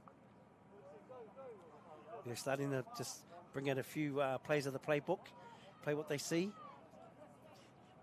Yeah, it's really good ball movement. Unlucky there, but they've really started to use the ball. Carly, she's had a good game there. Here comes Paige, outside touch. Good ruck there. Two people at the ruck, really like that. Yeah, probably could have got a penalty in that previous touch, but that time there, getting to the side, putting the defender in the ruck. Yeah, yep. But Tūranga nui a Kiwa. Yeah, I think, like you said, so far they only team to score this half, so that probably is a work on for Willie and the crew. But you know, getting onto this game, getting the win is obviously the ultimate goal. Nice little second phase play. Well, they've managed to get a little forward pass off the ruck, but the Raki Paewhenua definitely the team to watch in this Lianga. Tūranga nui a Kiwa not going to win the game, obviously, but I guess winning the second half and that momentum, just I guess that confidence in the team will really serve them well moving forward. Yeah, and you know, tino hu maari he kapa hu maari Tūranga nui a Kiwa. So, and I just see them shaking hands here, just on the tap off. But hey, te Raki Paewhenua, rima ngā piro ki te tahi. This will be the last play of the game. That'll close it off. Coming through, we still alive there? Come through? Oh no! And they kua wārea ki te moi. Ki ana kua wārea ki te moi. Just fell asleep unfortunately at the back end, but game was in the bag. There we have it. Looks like a touchdown there to finish the game. So te Raki Paewhenua over Tūranga nui a Kiwa. And here we go, here's this last play, and I think they thought the touch was made on the inside, but positive sign, you play right to the final whistle, don't you, Mara? Right, like us, everyone else thought it was over, but it wasn't. There we see the last touchdown there, 5-2, Te Raki Paewhenua over Tūranga nui a Kiwa. That is us for this block of games, the first 4 on day 1 of the 2024 Māori Touch New Zealand Nationals. Don't go too far. We'll be right back up after this break.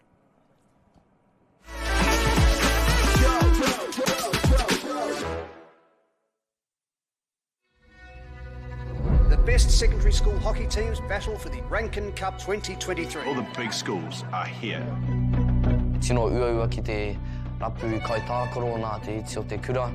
I roto i ngā tau, ko puta etahi wero, he wero i tā mātou whakamahi te reo. Ko etahi o ngā kaitākaro kua hāmene hia. Ka whakawhiti koe mai i tō tinana ki tō ngākau. Kia toa i te kēmu nei.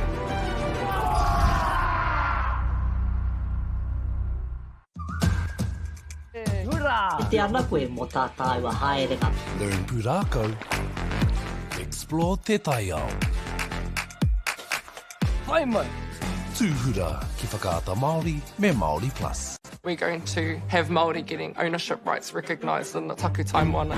So they created legislation, Foreshore and Seabed Act. It's about time we started looking to a new future.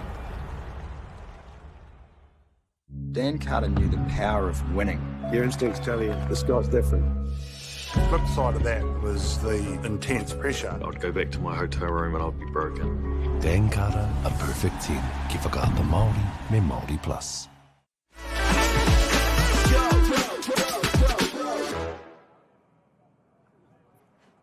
Ai kei aku rangatira nau mai hoki mai. Ko hoki mai ki te kōrero atu. Ki ngā kēmu I tēnei ata. So just doing a quick wrap of the scores this morning and the games this morning. And the first game this morning we had Ngati Hine, Ngati Porou, and it started off with a hiss and a roar with 2 beautiful haka from those iwi. And in the end, Ngati Hine got up 6-2 over Ngati Porou. In the second round, we had the first of our wahine grade games. Tainui up against Te Arawa, 6-2. Pretty dominant performance in both half, and Tainui wahine just taking the game away from Te Arawa in the second half, for that second half. Yeah, and then we had the Pakake Hanumi game, Te Ātihaunui-a-Pāpārangi and Waitākere, and man, shouts out to Tivus here. And that scoreline, the back end of the first half was where we scored, both teams scored their touchdowns, and then the back end of the second half, almost right at the end of the game, Te Ātihaunui-a-Pāpārangi come through and squared it up at 2-2. Yeah, and then in the open mixed grade, we had Te Raki Paewhenua up against Tūranga nui a Kiwa. And it was a game of 2 halves. Te Raki Paewhenua probably took the game away, and the result was almost in the bag after that first half being 5-0 up. But Tūranga nui a Kiwa, to their credit, stayed at the task, trying to win every moment, and got 2 touchdowns in that second half. And the end result was 5-2, so 1 half each, but Te Raki Paewhenua won overall. E no reire mihane kia koutou I hono mai ki tēnei whakapāhotanga a Māori Touch Nationals 2024. We're going to take a break and ka kiti a koutou a koko wake nei. Mauri ora.